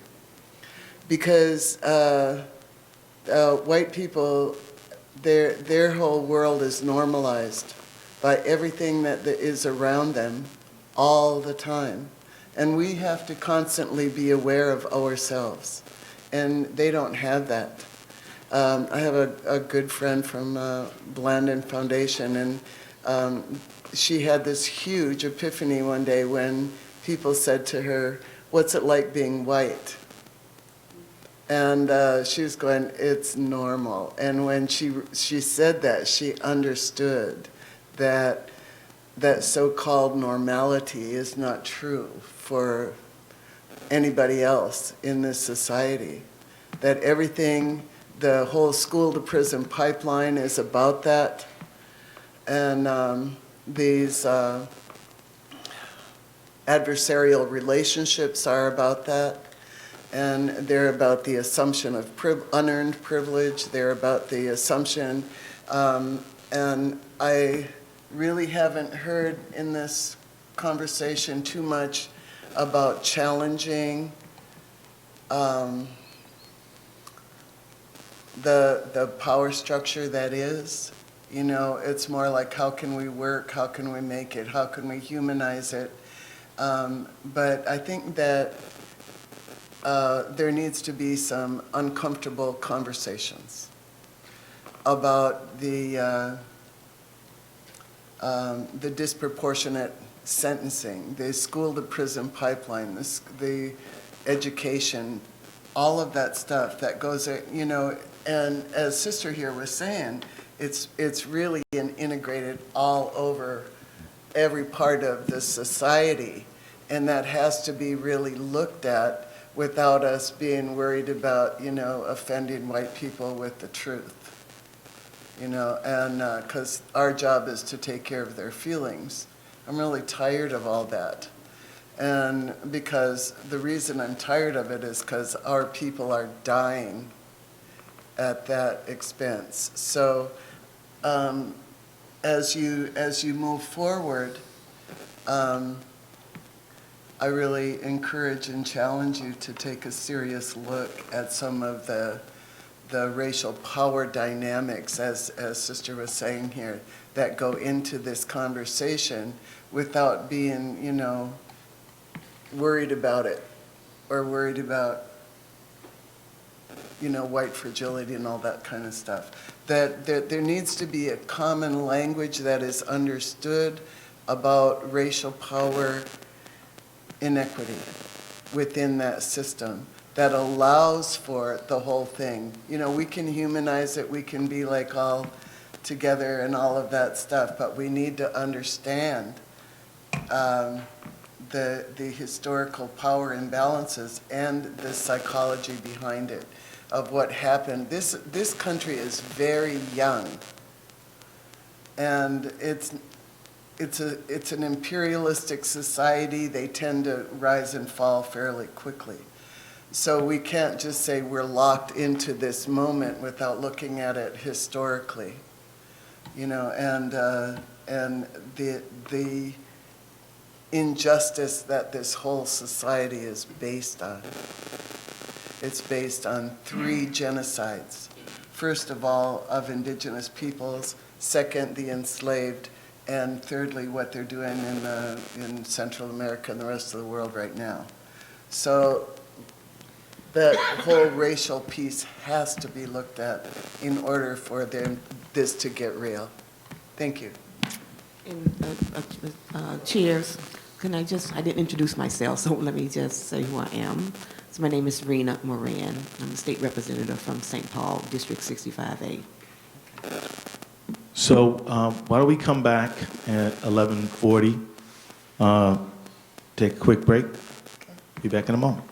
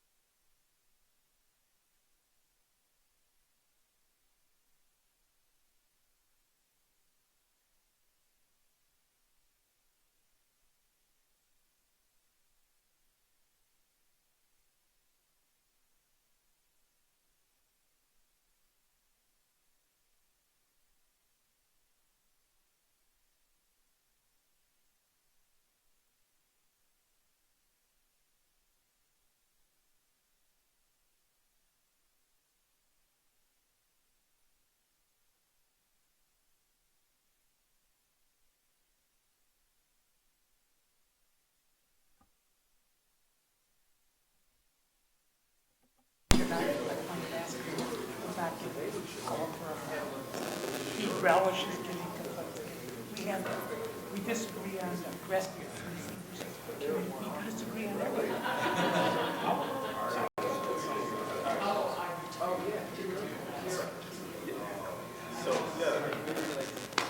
Yeah, that's better. Yeah, and so because I do really, I take to heart what the healers are saying in terms of like us extracting, us continuously asking them to show up to these spaces and places.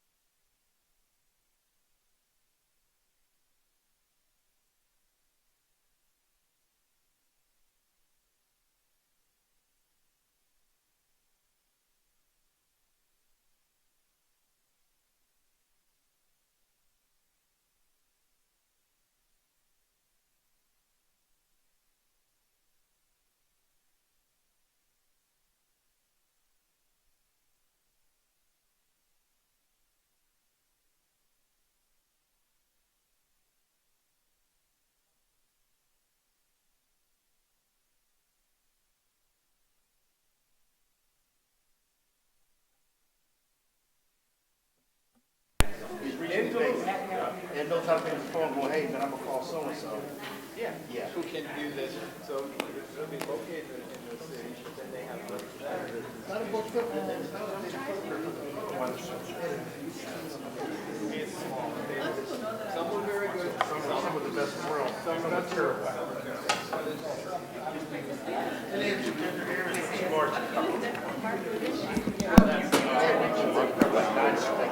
Pretty much they were relying on, I think, judicial districts.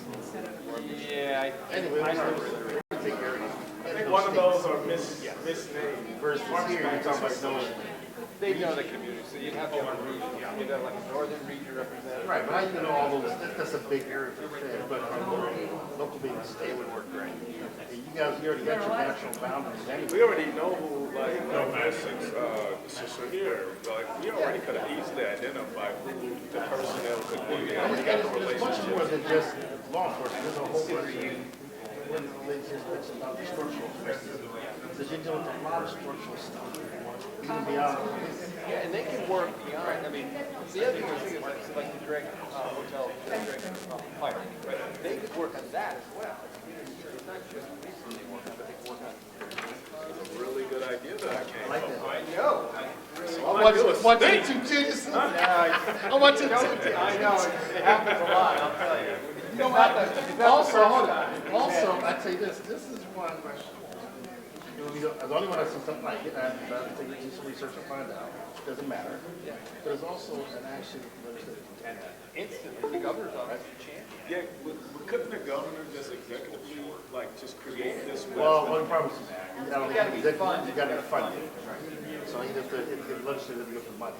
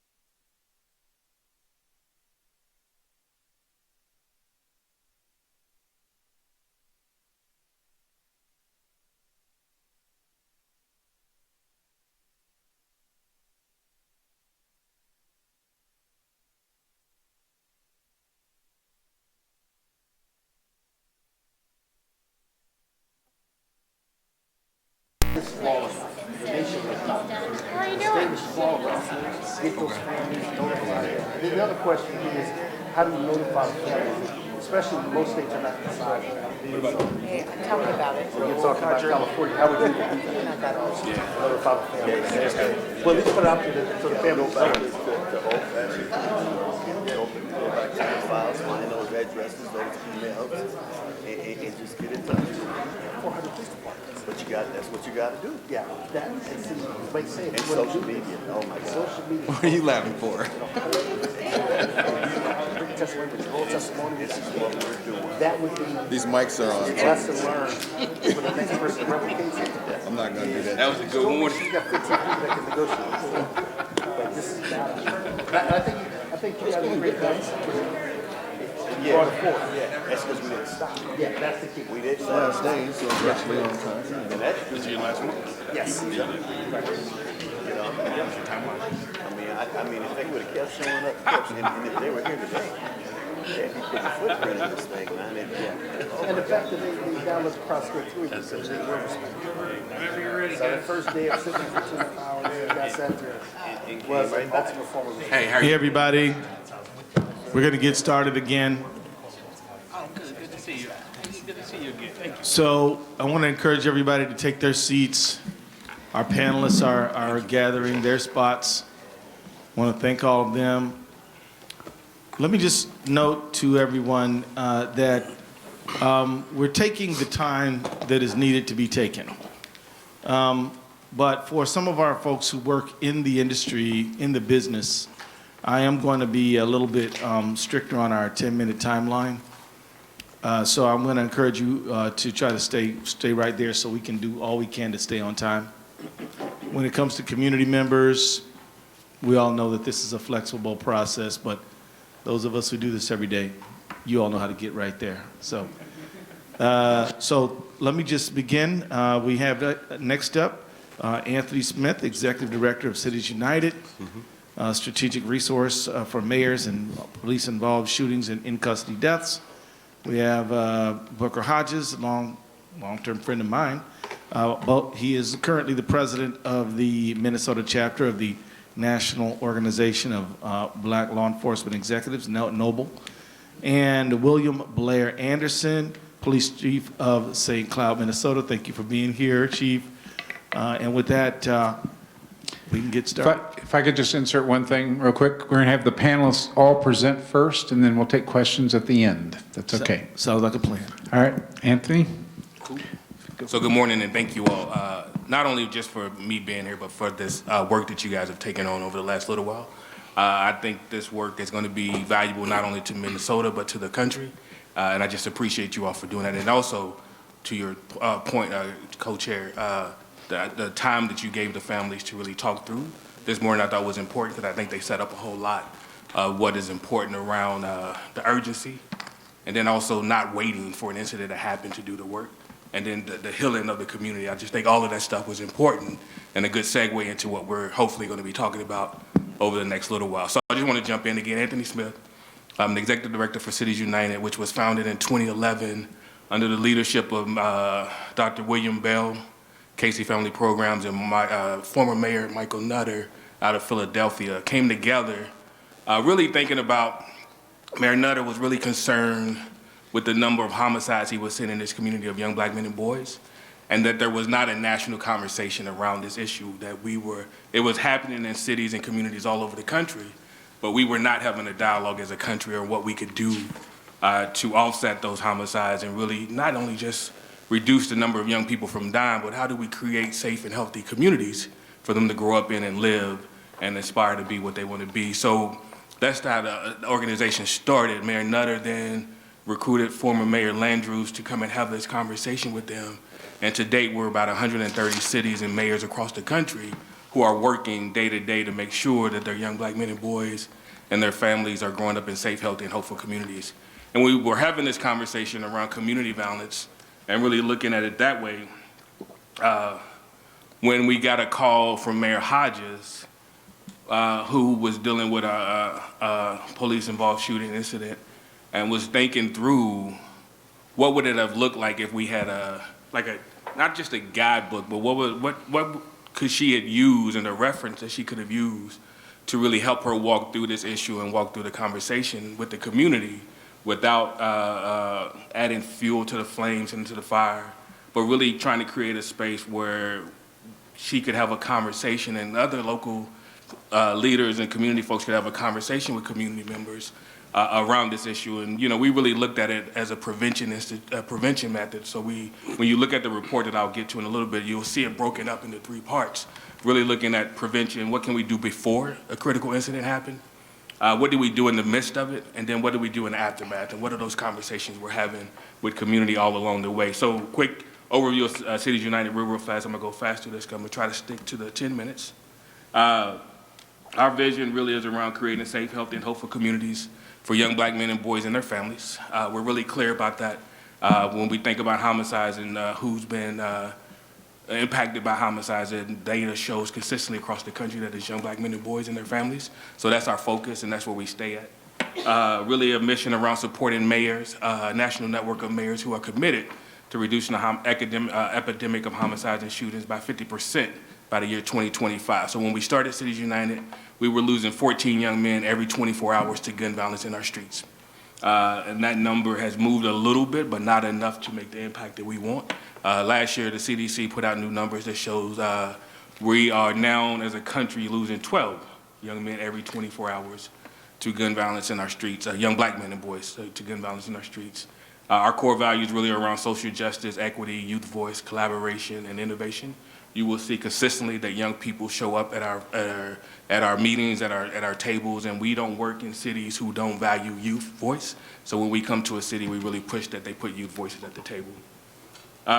Two-pronged approach to community violence. How do we keep the young people alive today who are in harm's way, while also working upstream to change the systems that actually create the environment where young people are finding themselves in harm's way, so that we don't have to continue to invest in those intervention strategies, right? How are we creating a new way? How are we reimagining what public safety is, how we define it?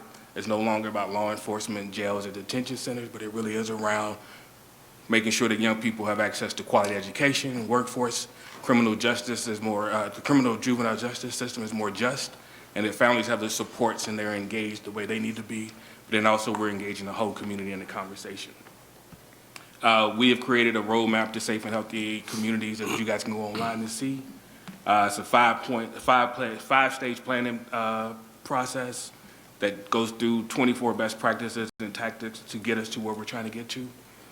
We are asking cities to, again, create a comprehensive public safety plan that is in partnership and in community with community, the families and all, to really think through, again, how do we redefine what public safety is, looking at it from a public health approach, making sure that we're paying attention to the root causes and that we're centering those most impacted by community violence on the day-to-day.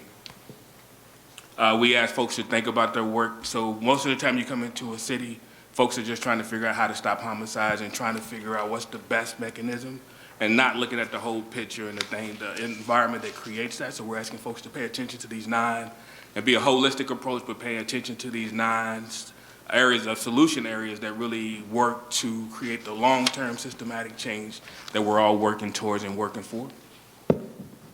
And how do we support the cities in the field? By developing different resources and tools, which is one that I'm going to talk about now. We have a number of them online that walk through from disrupting homicides and community violence, talking about the violence trends. The first one we put out, the second one is the first one we put out really is a call to action. And then we also talk about 4 proven ways to reduce community violence. Then the strategic report that I'm going to talk about, and then another one is just, we do a lot of research around the best practices and preventions that cities can take on and look at. Our guided principles are real clear. Again, this is around prevention. How do we start with prevention in mind and making sure that we're working on policies and practices that we can put in place to prevent incidents from happening, and then trust, which we know is earned over time, but that's key to making sure that community members and city leaders have a trusting relationship with each other. Again, you all heard Dr. Joy and others talk about it earlier today, this healing process. We got to really think through how we heal as a community and how do we move our work forward. Transparency is key. We all know that as we watch these incidents happen over the last little while, transparency was a big part of the conversation, that those cities that were more transparent and more open and quick to be transparent we're able to rebuild trust quickly and rebuild community quicker. And then accountability, making sure a big part of what people are looking for is that people are going to be held accountable for their actions. Just like any of us would be if we committed a crime or a homicide or a shooting, we want to see the same thing happen on the other side. What does that look like and what does it feel like? So these are our guiding principles when we put the report together. Another thing you should know about the report is when Mayor Hodges called our methodology, we spent a year and a half really talking to community members, talking to mayors, city leaders, police chiefs, and faith leaders, all the folks and families who had been impacted by this issue, asking them questions around what would have worked, what would they need, and how could they have been, what would have been helpful for them during this time, and what do they think could have prevented this incident from happening. We reviewed a number of reports that are listed you'll see this listed from the 21st Century Policing, the U.S. Conference of Mayors that put out a report. And then we also reviewed media coverage in some of the major cities, our partner cities, and then conducted a social media audit of what folks were saying in the moment, who we couldn't get to, what were people thinking about and talking through as they were dealing with this issue. Then again, I said we put this in a response protocol, right? Really thinking about the prevention and up front. What can we do up front to prevent an incident like this from happening? And as you look at the report, you'll see it broken down in the number of recommendations, and there's some sub-recommendations inside the report. And then we try to highlight either cities or best practices that we've seen across the country. And I didn't go too far deep into those in the PowerPoint, but they are in the report that folks can download. So again, actions that we can take before a critical incident happens. And again, this is really, the first one is really around building and strengthening relationships of trust. We believe that, community, police, law enforcement, and city government as a whole need to work on rebuilding trust with communities of color, especially Black and brown communities that have been impacted by these incidents. And I think sometimes police are not seen as city employees when they're all one thing. And it's trying to figure out how we rebuild that trust, not only with the police department and law enforcement, but with the city as a whole, including the mayor and other elected officials. Rethink the use of force and reform police officers' training to emphasize de-escalation, establish a mechanism for an external and independent investigation process, use broader focus on police response to demonstrations beyond simple crowd control. During demonstrations, how can police and law enforcement and city folks at the time start building relationships at that, instead of just going straight in and trying to control and move away, but really start working with community at that time in those moments. Have a plan in place to communicate with key constituents. Again, transparency and release of information has got to be a top priority. Embrace 21st century media relations that incorporate social media, and then also making sure that we are thinking about not just the mental health and trauma of the community, but also of the law enforcement and the city employees as well. And again, like I said, you would go, as you look at all 8 of those, or I think there's 8 of those, you will see underneath there's some sub-bullets that go with it as you go through the report. Actions that can be taken in response to a critical incident. And we try to break this down in things that you got to do in the first 24 to 72 hours, and then also the first 70 to 30 days to continue, because we don't want folks just to think that you do these things and move on, but there's a process in place that you got to continue to have. And as we talked about earlier, making sure that you already have built relationships with key constituents in the community, different walks of life who you can go to and get the message out, who are trusted in community. Prioritize community with family always is first, making sure that we get to the family and make sure they understand and they know. Use effective crowd management to engage and de-escalate protests and demonstration. Incorporate media, and then transparency. So you'll hear some of this stuff over and over again. It goes deeper in as you go through the guide. Maintain ongoing communication with families. Show support for police force while also being clear that accountability is a priority. We want to make sure that our police, our law enforcement folks are being taken care of and supported, but also understanding that there is accountability that needs to be had there as well. And what that looks like, we'll figure out. And acknowledge, I think we've heard it, you all talked about it, the historical context in the panel before. We've got to acknowledge that there's a long standing problems that we've been dealing with community and law enforcement. Some community members have never had a good relationship with law enforcement, and others have, right? So Black and brown communities are more, instead of served, they're controlled and contained. And people are seeing that consistently, and they're trying to say when these incidents happen, it's not one-offs, it's combined. And when you see them happening across the country, any given day you can see them happening to you and your kids. So therefore, it becomes a thing that it's a normal thing, and we got to acknowledge that past and understand that. But then also weaving that into the response. So as mayors talk about it and as city leaders talk about it and police chiefs, understand the historical context and making that a part of the conversation, because that helps with the healing, is that we acknowledge that we know that this is an ongoing issue and this is not a one-off thing, that this has been an issue in this country since the forming of police departments. Then ongoing actions that you can take after a critical incident. Reform, officer training, and emphasize de-escalation. Hold police departments accountable to it, enacting that reform and change. Assess the challenges and lessons learned from an incident. So really making sure that we take time as a community to rethink through what just happened, what lessons that we learned, how can we be different, and what can we do different. Acknowledge communities' disappointment. Investigations don't go the way they are asking, right? So we've got to be clear and understand that community members want to see people held accountable. And that's not the norm. So when it's not the norm and that's not the case, people got to be real clear and acknowledge that that happens. Assess the mental health and trauma-informed practice within law enforcement approaches.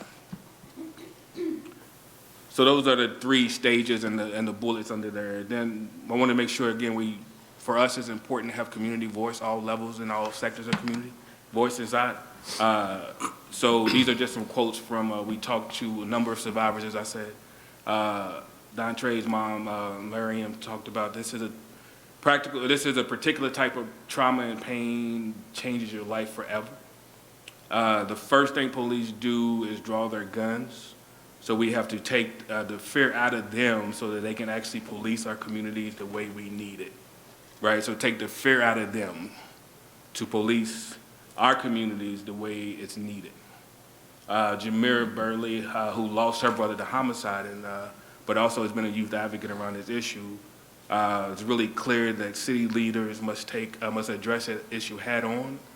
Over-policing in communities of color increase the possibility of violence in those communities, whether it's homicides or police violence. And then Reverend Al Herring, who's a faith leader who's with a national organization called PICO, put together some recommendations for mayors, really talking about choose your police who fits the job, one who has a love for and an intention to serve the people. Mayors also lead with integrity in incidents where there's a problem. These are things that good mayors can do to make their community safer and also police safer. Messaging, I'm gonna go real quick through this because I know I'm almost over, I'm sure I'm over time. Acknowledge loss of life and the dignity of life, right? One of the things that frustrates me and others as well is that when we lose a young person to police violence, the way the narrative and how we talk about that person, and it makes it seem like they deserved it, right? And how do you acknowledge that loss of life and the dignity and talk about that person as who they are and who they were and not just what they did? Highlight the need for collective healing, as you all heard Dr. Joy say that earlier. How do we heal as a community, all of us together? Be transparent, engage family and community voices, lift up the importance of trust and relationships, and show lessons learned.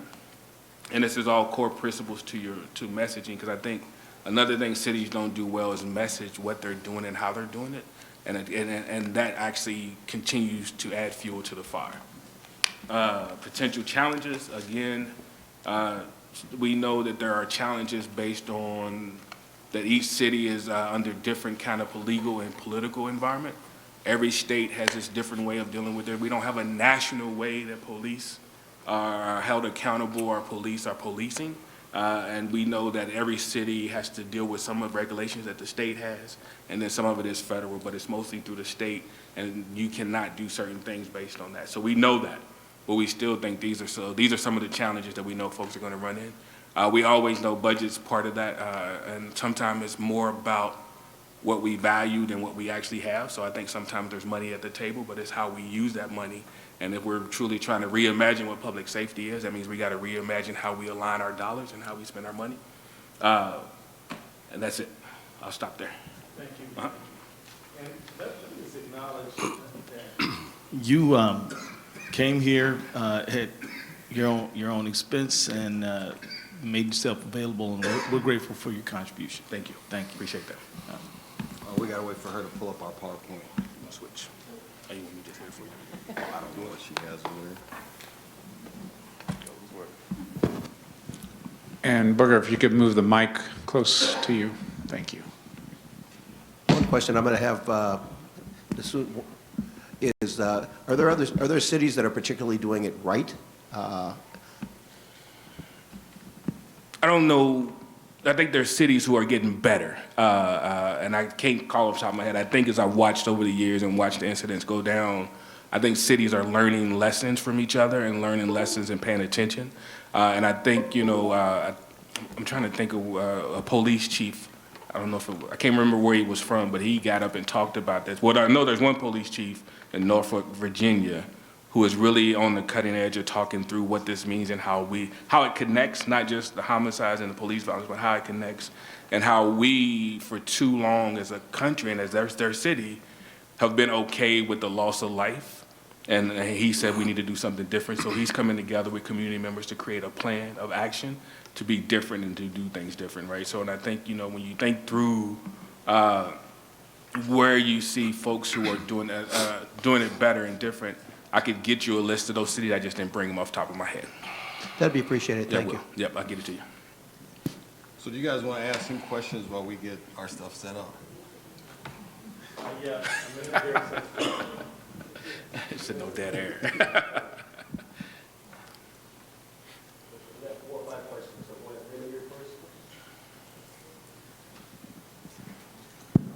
Thank you so much for your presentation. Thank you. You stated that we need to show support for police force while being clear that accountability is a priority. So I think I could look at that a couple of ways. Yep. What do you mean by police force? Right, since we're talking about deadly encounters, is you talking about police officers? Yep. Okay. Yeah, police officers, It's yes, the ma'am. word. Yeah, yes, Okay. I got you. Okay. Yeah, yeah. So I think it's, making sure that that you're paying attention to the police staff and police officers as a whole, because I think, so thank you for that. I'll slide down. Okay. I've got 3 more after that. No, you can go ahead. Yeah, Questions, or we want to follow your form? I prefer questions at the end so they can overlap or all the panels can respond. I think we're ready with the presentation. Sorry for the musical chairs here. It's okay. All right, we'll get started. We're going to talk about the Law in Your Community program that Noble does nationally. National Organization of Black Law Enforcement Executives long time ago recognized that there needed to be some community education pieces in regards to encounters with law enforcement. It's just not a law enforcement training component that is specifically aimed at law enforcement. I mean, there's some community responsibilities in all these interactions and how we interact with the police. So with that, I'll get started. The Law in Your Community is a nationally recognized hands-on interactive program. It goes into 3 areas: citizenship, law literacy, and law enforcement engagement. And I'll let Chief Anderson go into the citizenship component. Thank you, and thank you all for the time and opportunity to visit with you today. The Law in Your Community program has 3 tenets, and the first one is citizenship, and the purpose of that is to give citizens some insight into the role that they play in a representative democracy. It also emphasizes the power that they have to affect that representation and how laws are made at the local, state, and national level. A third part of that first tenet is to help them understand the application of the law, if you will, and the role that plays in maintaining public safety and health and wellness and the welfare of all our citizens. The second tenet is law literacy. In a simple to try and help young folks, young teens and young adults understand some of the things that they are most commonly charged with. We also want to help them with their decision making so they can avoid those contacts and correct their behavior that lead them into having contacts with the criminal justice system. And the third one, and I think equally as important as the other two, is law enforcement engagement. And we want our citizens to understand how to respond properly. As a police chief or a law enforcement executive, our job should be to create a culture where when we are serving our respective communities, that misconduct doesn't enter into the equation. But we are all aware that we take our personnel from the human race. And so when that does happen, we want people to know, and we want to be transparent. And as a police chief, I want to know if my officers are not behaving properly, if they are stripping people of their dignity, because otherwise I can't eliminate that. I can't make that go away if I don't know. Now, I fully understand that a lot of people, based on their experience with law enforcement, are either scared to come forward and tell us, or they don't believe if they do, any significant changes will happen. So I'll turn it back over to Assistant Commissioner Hodges. All right, so who we are, we go into this. This is just, I'm actually going through the training. We're just going to blow through this aspect.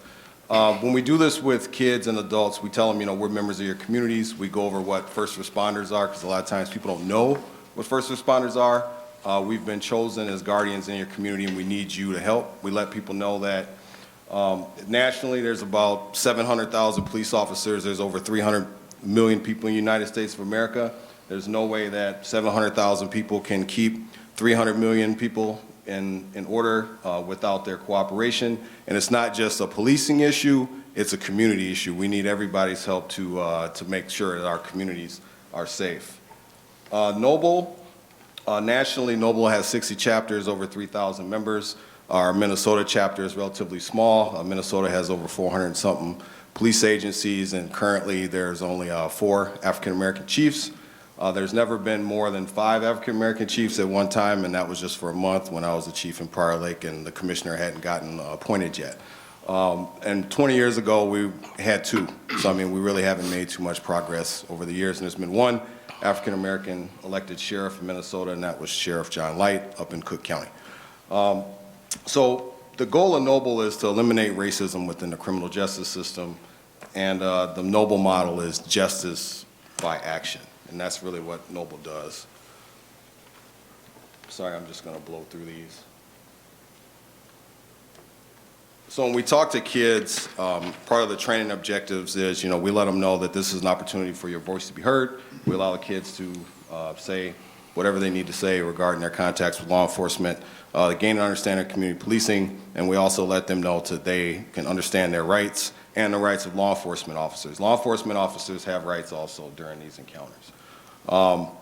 We also want to let them know to recognize acts and decisions that may cause unwanted attention from law enforcement. This is an interactive part of the training, and normally during this part, the perception piece, and I'll ask Chief Anderson to stand up with me real quick. We talk about perceptions in law enforcement. And so Chief Anderson is right-handed. So when he stands up, his gun is on what side? His right side, right? So if he and I are talking and you're standing away from us, what does this look like we're doing? Right? Might look like we're trying to have a fight, right? So we tell kids to understand that there's reasons why police officers do what we do in regards to that perception, right? If someone's over here filming, they might think we're trying to fight, when in actuality, he's standing like this because that's how he was trained, and he's right-handed, and that's what side his weapon is on. So we go through that with the kids and explain to them a lot why we do what we do. Public perception of law enforcement is vitally important. Again, we go back to police. We're not able to do these issues. We're not able to protect communities without communities' help. All right, so I'll go over this one real quick. We talk about best practices. We go into teaching kids how to approach cops with respect, And obviously, we talk to kids about how does it feel when you're disrespected, and how, as human beings, we all have a reaction when we're disrespected, regardless if we think we're right or not. But it's something that, my dad, personally, I grew up in North Minneapolis. My dad had a serious disdain for police officers, but one thing he did teach me was to respect the cops. And I know had he not taught me that, I might not be sitting here before you, because yes, I've had police officers' guns pointed at me before also. So we talk about what to do if you're stopped on the street. We tell kids that you have a Fifth Amendment right. You don't have to incriminate yourself. And obviously, it's something that we want kids to know, is that you don't have to talk to the police. You have the right not to do that. Search and seizure, we just basically go over this real quick. We talk about what's the difference between a body search and, or search when police are looking for a body, and search when police are looking for an item, and what that means and what police can and cannot do and what your rights are there. We also talk about how if you are doing drugs in your parents' house, how if the police get a warrant for your house, where can they look? They can look anywhere that someone can find drugs. So if you dealing drugs in your parents' house, you may bring some unwanted law enforcement attention to yourself. And I'll go over this with Chief Anderson. Thank you. I'm going to preface these recommendations with a quick story of my own. And this happened to me since I became a police officer. It's been many winters now, but I was a captain at the time, and I was driving through Brooklyn Center, and a police officer that was behind me thought that the car I was driving was stolen. And so a half a mile later, I get felony stopped. Now, being a police officer did not take away the fear. My heart still skipped a beat. However, and this is in line with these recommendations of what to do.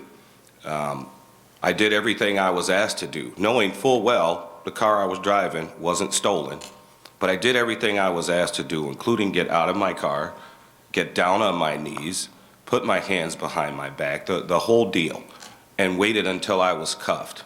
Now, I can tell you when he took my ID out of my back pocket and saw who I was, it was almost worth it for his reaction. Almost. Because the next thing I said to him was, take these damn handcuffs off of me. I say that to say that I fully understand what it feels like to have your freedom of movement restricted. I also understand that this seems rudimentary, these recommendations I'm about to go through, but to some people it may make them feel imposed upon. But these are the things that we know will keep everybody safer. Boy, pull over as soon as possible safely. If your registration or whatever you need to get is in your glove box, go ahead and say that before you do it. And maybe even wait until you're asked to do it. Turn a dome light on in your car if it's dark outside. Don't get out of the car unless you're asked to do so. And this one has taken on greater importance because we're more multicultural. And for us, for example, we have a large East African population in St. Cloud. And it's incumbent upon us to educate all of our citizens. Part of their culture is if they don't get out of the car, that's seen as a sign of disrespect where they come from. And so we had to work real hard when they were being onboarded to let them know that it's the complete opposite here. We absolutely don't want you out of the car unless we ask you to. And most importantly, I don't, the word comply may seem a little bit imposing, but one of my mottos for folks is comply now, complain later. Okay, because that's one of our rights. If you feel you've been mistreated, if you receive a citation, the place to handle that is in traffic court, not on the side of the road. So we go over with kids how to handle officer misconduct also, so they understand that for police officers, we tell them to control your emotions, don't make any threatening statements towards the officer talking to you, because obviously that can increase some charging apparatuses for that. We go through specific, whichever area they're at, how to actually file a report or a misconduct report with their agency. We encourage them to do that within 24 hours or 72 hours. We also discussed that in Minnesota, by and large, a lot of police departments have body cameras, and their rights, if they feel that they were discriminated against or treated unfairly, they are the subject of the data, and if it's not an open investigation, they can get the body camera footage from their incident. So we let them know that, but we emphasize that the idea behind all of these stops with law enforcement is to survive, period. The officer wants to survive, and you want to survive. We talk about, for kids, we talk about action decisions that they make, the company they keep, bullying, assault, whatnot, and we just let them know that, you know, some decisions you make could bring you into contact with law enforcement. Comments, questions? One of the models that we're suggesting here, we're making 4, and I think Blair's added a 5th recommendation from Noble. One is, we're just gonna, hopefully this works. New Jersey, oh God. All right, well, you guys can see it when you deliberate. New Jersey has a program called Safe Stop, which is a state-run program, and it basically does a law in your community type program where it teaches people how to be interact with law enforcement during their encounters. It's also provides a lot of training for law enforcement and the community. Minnesota right now, with our current post-board standards, would fit really nicely into what the model is in New Jersey. So the recommendations that we have from Noble. One is to implement the law in your community program statewide or some type of program like that, or New Jersey model. Also establish a press council omnibus program, and we're going to get into that real quick, and also implement a law similar to Georgia for grand jury proceedings. Georgia law. So right now, we believe if the Georgia law was implemented, it would help reduce the politicalization of deadly force encounters by having a process that is open to the public. Under the current system, the prosecuting authority can go in and present one side of the case, come out and say that they did their best job to whatever side is dissatisfied with the outcome of that case. And no one would ever know because we can't see the outcome of that case. And in some cases, you know, people come out and they criticize the investigators, which is easy to do because investigators are often prohibited from coming and defending themselves, and they oftentimes just are not able to do that. So we believe that having an open grand jury process, such as Georgia, would increase public trust by having an open process that the public can view. So the Georgia law, basically it gives, law provides transparency in the grand jury process. Proceedings are recorded and transcribed. Once the proceedings are over, the transcript is provided public, it's made public so people can view what exactly took place during the proceeding. Witnesses can be cross-examined during the proceedings in the grand jury, and also understanding that the officers' involvement or the public officials, the language they use, is strictly voluntary in any of these proceedings. The Noble is nationally, you know, we're still concerned about the politicalization of police officer-involved shootings. And one way to kind of reduce that would be to have a grand jury process that is open, right? Because that's one of the criticisms that people have, is that there's a secrecy behind the grand jury process. So if we can open up that process to where it's public and people can see the types of cases that are being presented in these proceedings, I think the public could have a little bit more confidence in what takes place in these proceedings. So with that, and lastly, keep hitting the wrong button, the News Council. Obviously, this is our first. Minnesota is taking the lead here in doing these hearings. Nationally, there's no News Council. There's no mechanism right now to file any complaints whatsoever against the media. The last National News Council in the country was Minnesota News Council in 2011. You know, the Australia model looks pretty good, where we can start getting some press accuracy ratings. We can start having some complaints that people can see publicly that are made against the press. You know, an example that we'll use here in Minnesota is when you drive east from here on 694, you do not see a sign that says North Minneapolis, you see a sign that says Minneapolis. There's no colony in Minneapolis called North Minneapolis, right? So this negative perception that is continuously perpetuated in the media, there's no way to check that. And Chief Anderson earlier had said it perfectly, where he said the perception, or I'm gonna let you say what you said, man. Well, I think that our struggle with perception versus reality may just be futile. And the example I have, in addition to spending way more time than I would care to debunking myths, is I was speaking with someone that I've known for a long time but hadn't seen for a long time. And she said, "Oh boy, are you still in St. Cloud?" And I said, "Yeah, I am." And she goes, "Man, there's a lot of terrible things happening there." And I looked at her and I said, "Well, did you hear something? Because I haven't."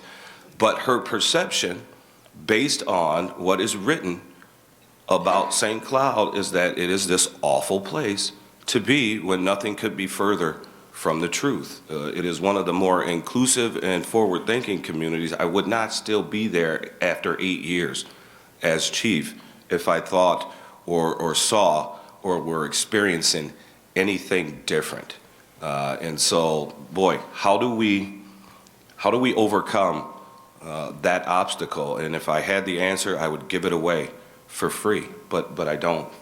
And that's the thing, you know, with the press council. Obviously, it's there to also protect the rights of the media to do their job. But at the same time, you know, this perception that keeps pervasive of us versus them. You know, you get somebody who wants to come and work in North Minneapolis. They think that, you know, this is a high crime area. You know, you get somebody who's a conservative. Everybody tries to say that person, if you're conservative, you may be a racist. That couldn't, in most cases, be further from the truth. But this pervasive narrative for people to do, and we just don't have any mechanism whatsoever to deal with that. And they do play a role in a lot of these deadly force encounters. So with that, I think we're at 11 minutes. So.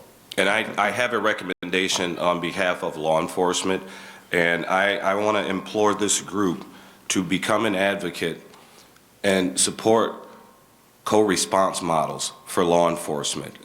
We have seen a significant drop in the amount of encounters we are having in our community with people in a mental health crisis because we've gone to a multidisciplinary approach, and we are taking it a step further. There are lots of agencies that are doing this in a variety of ways, but the way we are going to do it is to work with the Central Minnesota Mental Health Facility and CentraCare, which is our largest healthcare provider, and in conjunction with them and County Health and Human Services, they are going to hire a licensed clinician who will be trained and embedded in our police department. And when we get those calls, the Attorney General and I were speaking about this, probably 50% or more of the force encounters we are seeing probably in the last 5 years involves a person in a mental health crisis. And I'm all for training and for CIT, but I don't want my police officers to become licensed clinicians. That's not what they signed up to do. And so there are people out there who can do that work. What we need is some traction at the State House, and I don't just mean financial. Simple legislative modifications. Minnesota is one of 2 states where the Minnesota Medical Records Act is more restrictive than HIPAA. And those are the things that get in our way and inhibit us from sharing information when oftentimes 4 or 5 different entities are working with the same person. And we've drastically reduced the number of people that we take to detox, to the emergency room on a 72-hour hold, or to jail. And I have a unique perspective, and I do apologize for going over, but I really need this group to help us get some traction. And we've testified a couple of times at the State House. We have NAMI on our side, and we need for them to begin to help us remove some of the silos. I have a unique perspective in that before I was a police chief in a city, I was an administrator at a county. And so I was a jail administrator for 6 years. And in that time, the number of people, number of inmates that came in there that had a mental health diagnosis went from approximately 5% to over 60%. We are encountering these folks each and every day. And this is a tried and true practice, and if you don't believe me, check out the Denver model, because that's who we're modeling our program after, and it is very effective. And this is something that needs to be a statewide initiative and a nationwide initiative after that. So thank you guys for your time, and again, we apologize for going over, and if you have any questions about that or anything else, please, we're here. Thanks a lot. Any questions? Yep, there was next, and then we have two on the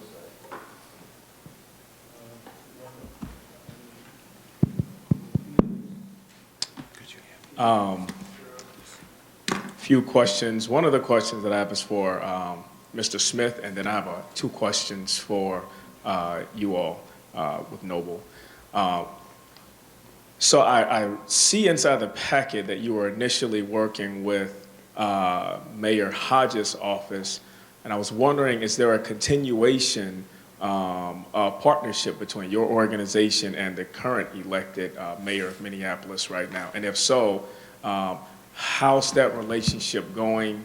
Are there any stress points? What can you tell us about where the relationship is in partnership between your organization and the city of Minneapolis right now? Yes, so we are still in partnership and working with the Mayor Fry and the council. Actually are in the process of opening up an office of violence prevention that we're helping to build out. So I'm going to be spending time with Sasha after this, really working through what that could look like and what it feel like. A little bit more background, I used to work for Mayor Fisher in Louisville, Kentucky, and help him open up his office for Safe and Healthy Neighborhoods, which was focused on reducing the homicides in Louisville. So we're going to be working with them to build that out. So working with, and it's in the health department, but I know Council Member Cunningham and the mayor are on point as well, paying attention to that. And then any plans to cross over to the other side of the river, to St. Paul? So St. Paul was a member, but we've not been able to really connect with Mayor Carter and his team. We've talked to some of their people, so we're hoping to be more helpful there. We're working in Brooklyn Park and in Brooklyn Center. We just have not had a real full conversation to say how we can be helpful. We know their numbers have doubled compared to last year to this year. So we want to be helpful where we can and really help, because we believe those comprehensive plans and bringing everybody to the table gets to a better outcome, but have not really had any real solid conversations over there. Okay. Thank you for that. No, thank you. And then a question to Noble, two of them actually. One, what mechanisms do you all have in place to recruit some of the young people that you're giving those trainings to actually become future law enforcement personnel, so that we can have more of us from our own communities actually better pipeline? Because I know the Explorer program practically doesn't exist in what they're calling North Minneapolis and other places where we are. Do you all have any mechanism to attempt to recruit or pipeline in young people into law enforcement? That's one. And then the second and final question that I have is, I also heard that you said that your organization also attempts to disrupt, I'll just say, white supremacy within law enforcement. What specifically, well, I'm just calling them, I forget exactly the term that you use. I'm just going to say white supremacy. What term did you use? No, I said racism. There it is. Yeah. All right, I'm calling it white supremacy. Racism, same thing to me. What specifically are you doing to disrupt racism within the law enforcement community, specifically here in Minnesota? What very specific actions are you all undertaking for that? So those two questions to you. So the first one, the recruitment piece, the Law in Your Community program, we always use as a recruitment tool. The last one that I did was at the Law in Your Community program, the one that we recommended here, was the one that we always use as a recruitment tool, and we ask kids during the program if they want to become police officers, and we guide them towards that. We've been successful nationally. Here in Minnesota, we've only gotten 2 kids that have wanted to join law enforcement after coming through the program, but we've only done it twice here. So if we can get 1 kid a program, that's better than what we've gotten here. In terms of disrupting racism within the criminal justice system, I mean, we firmly believe that as law enforcement becomes more and more diverse and people get to interact with each other, that's a good way to break down barriers. So our focus right now is primarily on recruiting people to come join law enforcement, because that's how you're going to change the culture in some of these communities. We firmly believe that if, there's one thing to not like the police, but it's another thing to come join and try to remedy some of these. And like I said, Minnesota, we only got 4 African-American chiefs, and I'm not saying that that's the solution to everything, but I mean, the more and more you diversify police departments, the more and more some of these barriers will begin to break down. And let me add this. One of the things that we use in my agency is what we call the St. Cloud Youth Leadership Academy. And that is a mentoring program that starts with a week-long program in the 3 tenets. It is based upon our respect, responsibility, and trust. The end part is that we, our police officers in St. Cloud, mentor those cadets until they graduate from high school. And part of that is a recruitment tool, but we just want them to be successful. And keep in mind, there are approximately 10,700, 500 police officers in this state, and at last count, less than 200 of them are people of color. And so it's not a ginormous pool, right, to draw from in this state, right, just because of the demographics. And sometimes the requirements.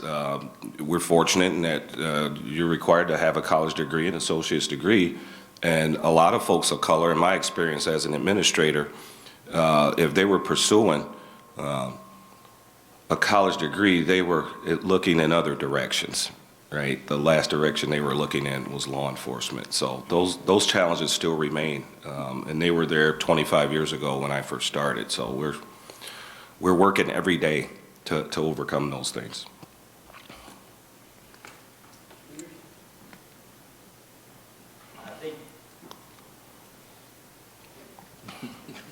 There we go. Thank you, gentlemen, for your testimony. I have a couple questions for you, Anthony. Yep. And the first is, walk me through your bullet on external and independent investigation prosecution. Say it one more again. When you say external and independent investigation process on a case, walk me through what you mean by that. I think, you saw it in Noble's thing, is making sure that there's community and other members who are a part of that, and making sure that it's transparent and it's open, right? So that when we get to a place where the verdict has been decided, that people feel like they were a part of the process, and that it's an open process that people can be a part of. Is that something that is done currently in your state? So in Louisville, I'm in Kentucky, and the law in Kentucky is that there's no, and part of it too is not just that you have it, but that they actually have some teeth behind it. So in Louisville and in Kentucky, the way that they have it set up right now is that you can have review boards, but it's post. That they look at the decisions post. They don't get to be a part of the process in making a decision.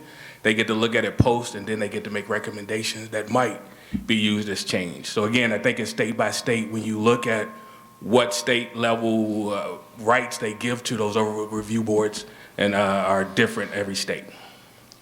And my other suggestion, maybe just a comment, is when we talk about accountability is top priority in the 7 to 30 days, when we're talking about holding an officer accountable, isn't that kind of already saying that they've done something wrong in the incident?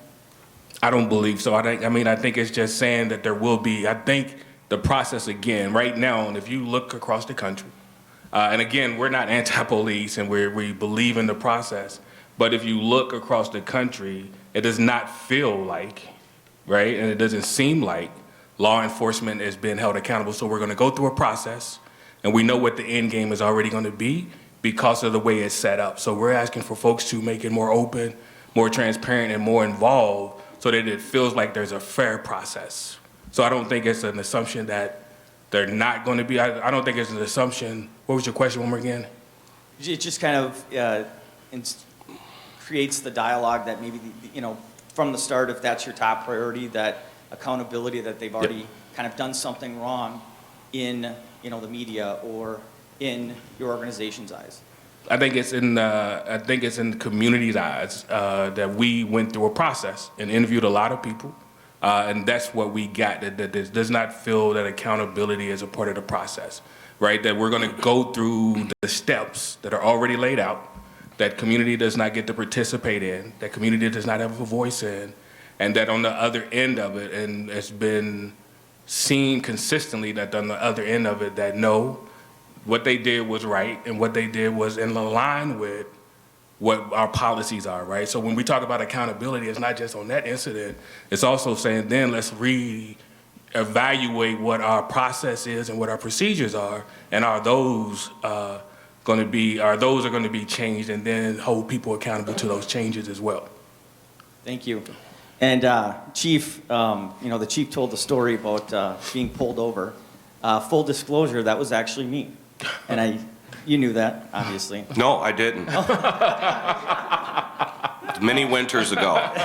It was probably, I maybe had 2 years on the job. But, that was a, situation that also carried me throughout my career.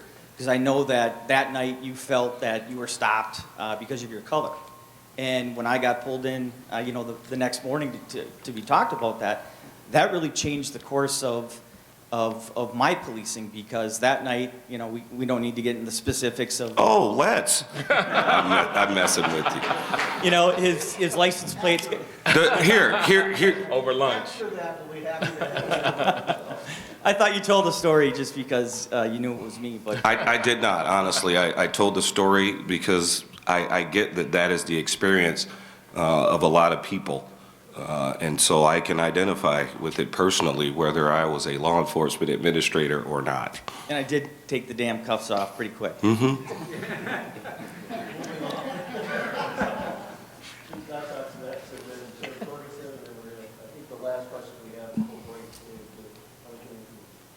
Thank you. Two questions. First, Mr. Smith. Yes. I think you're talking about communication, building trust, and having plans in place before incidents occur is critical.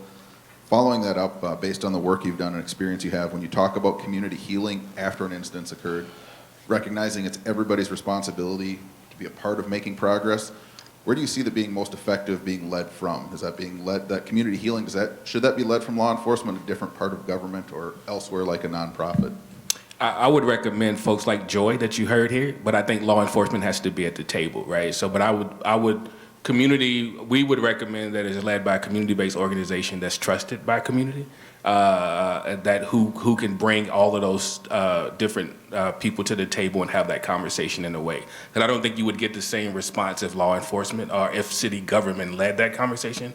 I would recommend that you pull somebody out from the community that's trusted who can bring all of those folks to the table. Thank you. And question for Noble or Mr. Hodges. I think your law in your community program is great. On a larger scale, I think it's really great to get the information to our community members on understanding their rights. If there's a way to roll this out on a larger scale, what would the best platform be? Is it through daily school curriculum, or is it through a program like DARE, or something that's separate from that? Yeah, so to roll it out nationally, New Jersey just implemented in somewhat their version into their schools. Delaware, the actual Noble chapter in Delaware took that on, where they went out to the actual high schools themselves and did it. We don't have the personnel to do that.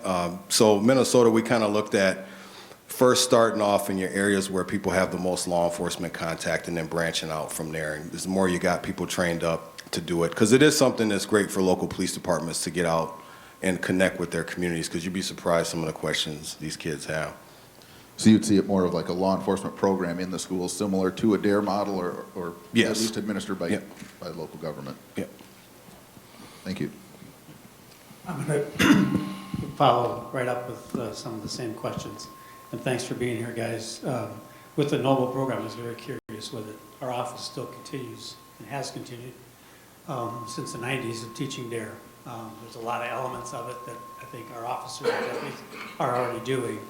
But I'm very curious about it, and was mostly curious as to what ages you're teaching at, and the frequency. That's one of the things DARE has been accused of, is, and I agree, it's challenging. You get these kids in the 5th or 6th grade for 10 hours, maybe, generally less than that, because we don't get an hour in the classrooms anymore, and that's it. And the expectation is that these kids are going to not be violent and not get involved with drugs and law enforcement the rest of their life. And we got to be real. That's not the fix. But so, what's the ages? What's the frequency? Is it in the schools? What Chief Gottschalk was talking about. And then you just mentioned training of officers. What's that look like?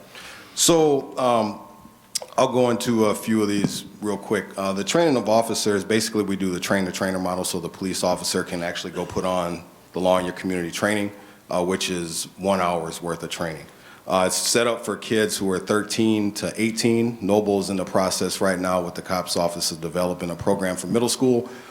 Middle school is a little bit different because these kids aren't looking to drive, so that driving component. We also use this program for adults because we invite parents to come too. So it's done in conjunction at mostly high schools. The way that we would look at trying to do it here in Minnesota, again, would be that slow rollout where you look at your high contact areas. And then in terms of the frequency, I personally like the New Jersey model where, you know, when you go to get your driver's license, the New Jersey Attorney General has that Safe Stop program that everybody looks at. You got the videos on there. They have the bias training for law enforcement on there too, which it all fits nicely with the training that we have here in Minnesota. And I think if we keep reinforcing that, because a lot of times adults too, you'll be surprised adults don't know some of this stuff too. And I mean, it's and one of the big things, you know, for me in teaching at one of the higher academic institutions is I get these college kids in their junior and senior year, and you ask the question, what branch of government does law enforcement fall under? And about 25% of them get it right.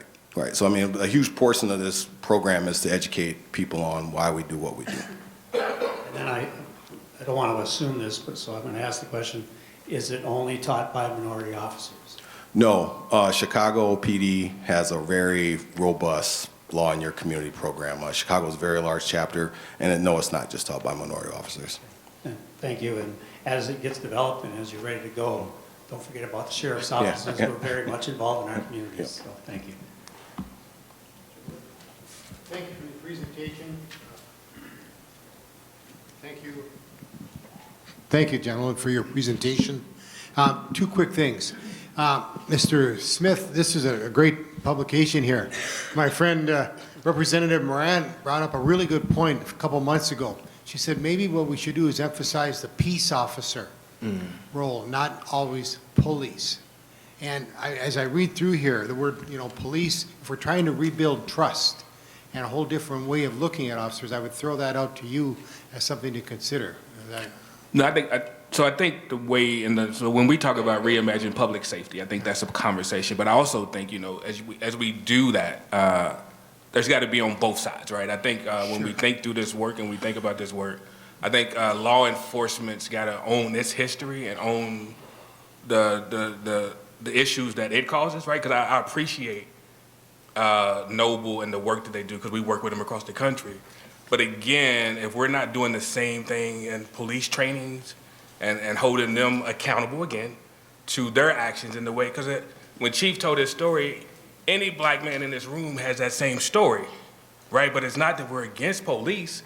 It's just this is our narrative. So it's not just the media talking about that narrative. It's the day-to-day life that we all go home and we deal with, right? That we then talk to our kids about because we come in the house shook up because of this encounter we just had with the police, right? So we got to have an honest conversation and we all got to take accountability for it.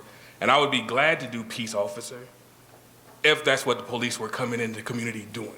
Sure. Right? So it's a hard conversation to do and Cities United can't take that on if that's not what we're going to be getting on the other end, because it then hurts our credibility to walk in a room saying this is who they are when that's not what you're getting as a community, if that makes any sense. It does. Yeah, It does. so. And lastly, Chief Anderson, word of encouragement in Duluth, thanks to the St. Louis County Board, the Duluth Police Department has an embedded social worker. And this is the second year of the program, funded by the county. Wonderful, wonderful results. So thank you for promoting that further. I'll just add our office, the Olmsted County, we've had an embedded officer for 2 years, or not officer, but social worker. And we've had one embedded, in essence, in our detention center for, I think, going on 15 years now. So it's being done, and it's a great program. Can I add one quick thing too? I'm sorry, Coach. I think when we think about, and I think we've not had the conversation around SROs at this table. I don't know if you all had talked about them, school resource officers. And I think the way, as we think through what we've seen in the media with their reactions and how they have been showing up in some of the schools, we start thinking through what Chief is doing with adding some of the mental health officers and how we shift roles of who's in the schools and who's working with our young people, I think also gets us to a different place too, right? Because if you think about what school resource officers were there to do, most young people will say that's not what they get. That's not the relationship that they have. Some will, some won't. I know when the Parkland incident happened and when the young people were asking for more resources for safety, one of the things that young kids of color were asking for no more school resource officers, but that's what they end up getting, right? Because they feel less safe. So I just think we got to continue to have the conversation around who feels safe around law enforcement and who doesn't. And it's not a slight at law enforcement, it's just a reality of what we deal with. And I just think that as you guys go through this process, that's got to be kind of highlighted in this conversation, is that there's communities who just don't have the same sense of feeling of peace, protected, and served as others do, right? So I just want to be clear on that when we have this conversation. If there's anything that I want to leave is that, and if we can start shifting that and start building that trust and relationship and start seeing that that's the norm, because I know it happens in black communities and brown communities, but it just don't feel the norm because we also know the other incidents that come out as well. So, sorry.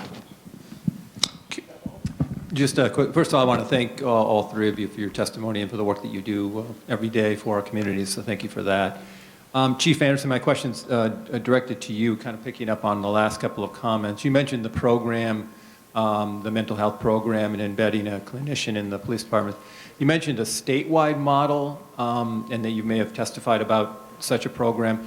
Do you have proposed legislation or a proposed program along those lines, or has there been proposed legislation to create that as a statewide program? Yes and no. Senator Howell helped us with a bill to try and get an appropriation to begin what we call a prototype. And we're intentional about our language because if we say it's a pilot, folks will expect that someday it will go away. This is a prototype. Has there been a specific bill drafted to make this a statewide model yet? The answer to that is no, but we're taking one step at a time. And what we need first is some modification on the Minnesota Medical Records Act, because that will allow us to implement these programs, and then we'll go and take it a step further. And the hope is that someday everybody uses this model. There are lots of variations, but there are very few where there's a clinician embedded with a police officer and they do field evaluations to make sure that the folks in mental health crisis get to the right service provider. So before they get to jail, before they get to detox, before they are sent to the emergency room where in our case, in our city, we took 1,100 people to one of those three places last year with a population of 67,000 in our city, and less than 10% of those people were kept for the entire 72 hours. And so we can all testify that those folks are on the merry-go-round and we're seeing them every 3 days. And so that's a very long answer. I hope that answered your question, Your Honor. It does, and there's someone working on the legislation of the issues regarding the Medical Privacy Act to make that a possibility. Are you aware of any individuals who are doing that? Oh, yes. Our Stearns County attorney, Janelle Kendall, is helping us with that. Melissa Huberty, who is the Director of Health and Human Services in Stearns County. Dr. Richard Lee, who is the Director of the Central Minnesota Mental Health Facility. And again, we're taking one step at a time. We need to get those silos out of the way so that we can implement our program, and we're in the process of hiring that clinician right now. Thank you so much. Can I get a closing? 30 seconds, 30 Very seconds. short closing, yeah. Just real quick, as a person of color, oftentimes people, we have to deal with a lot of stereotypes, right? And I just want the working group to understand that. People oftentimes mischaracterize, who we are. But at the same time, I want you to understand that I'm cautioning people not to do that against a profession, right? The law enforcement profession is not perfect. We're not perfect, but we come from the human race, you know. And I just want to say, lastly, you know, the investigators from the BCA can't come out and defend themselves, but they've done a phenomenal job in the cases that they've investigated. Now, is anybody perfect? No, they're not. But again, they can't come out and defend themselves and their work. They do great work. So with that, I just caution people, you know, I don't like to be stereotyped as a person of color. Let's try to avoid doing that with the profession. And on that note, we are going to break. It is about 12:50. We're going to reconvene at 1:20. There are restaurants in the area for folks that are looking for something quick. And thank you all for the presentations, and we will see you shortly.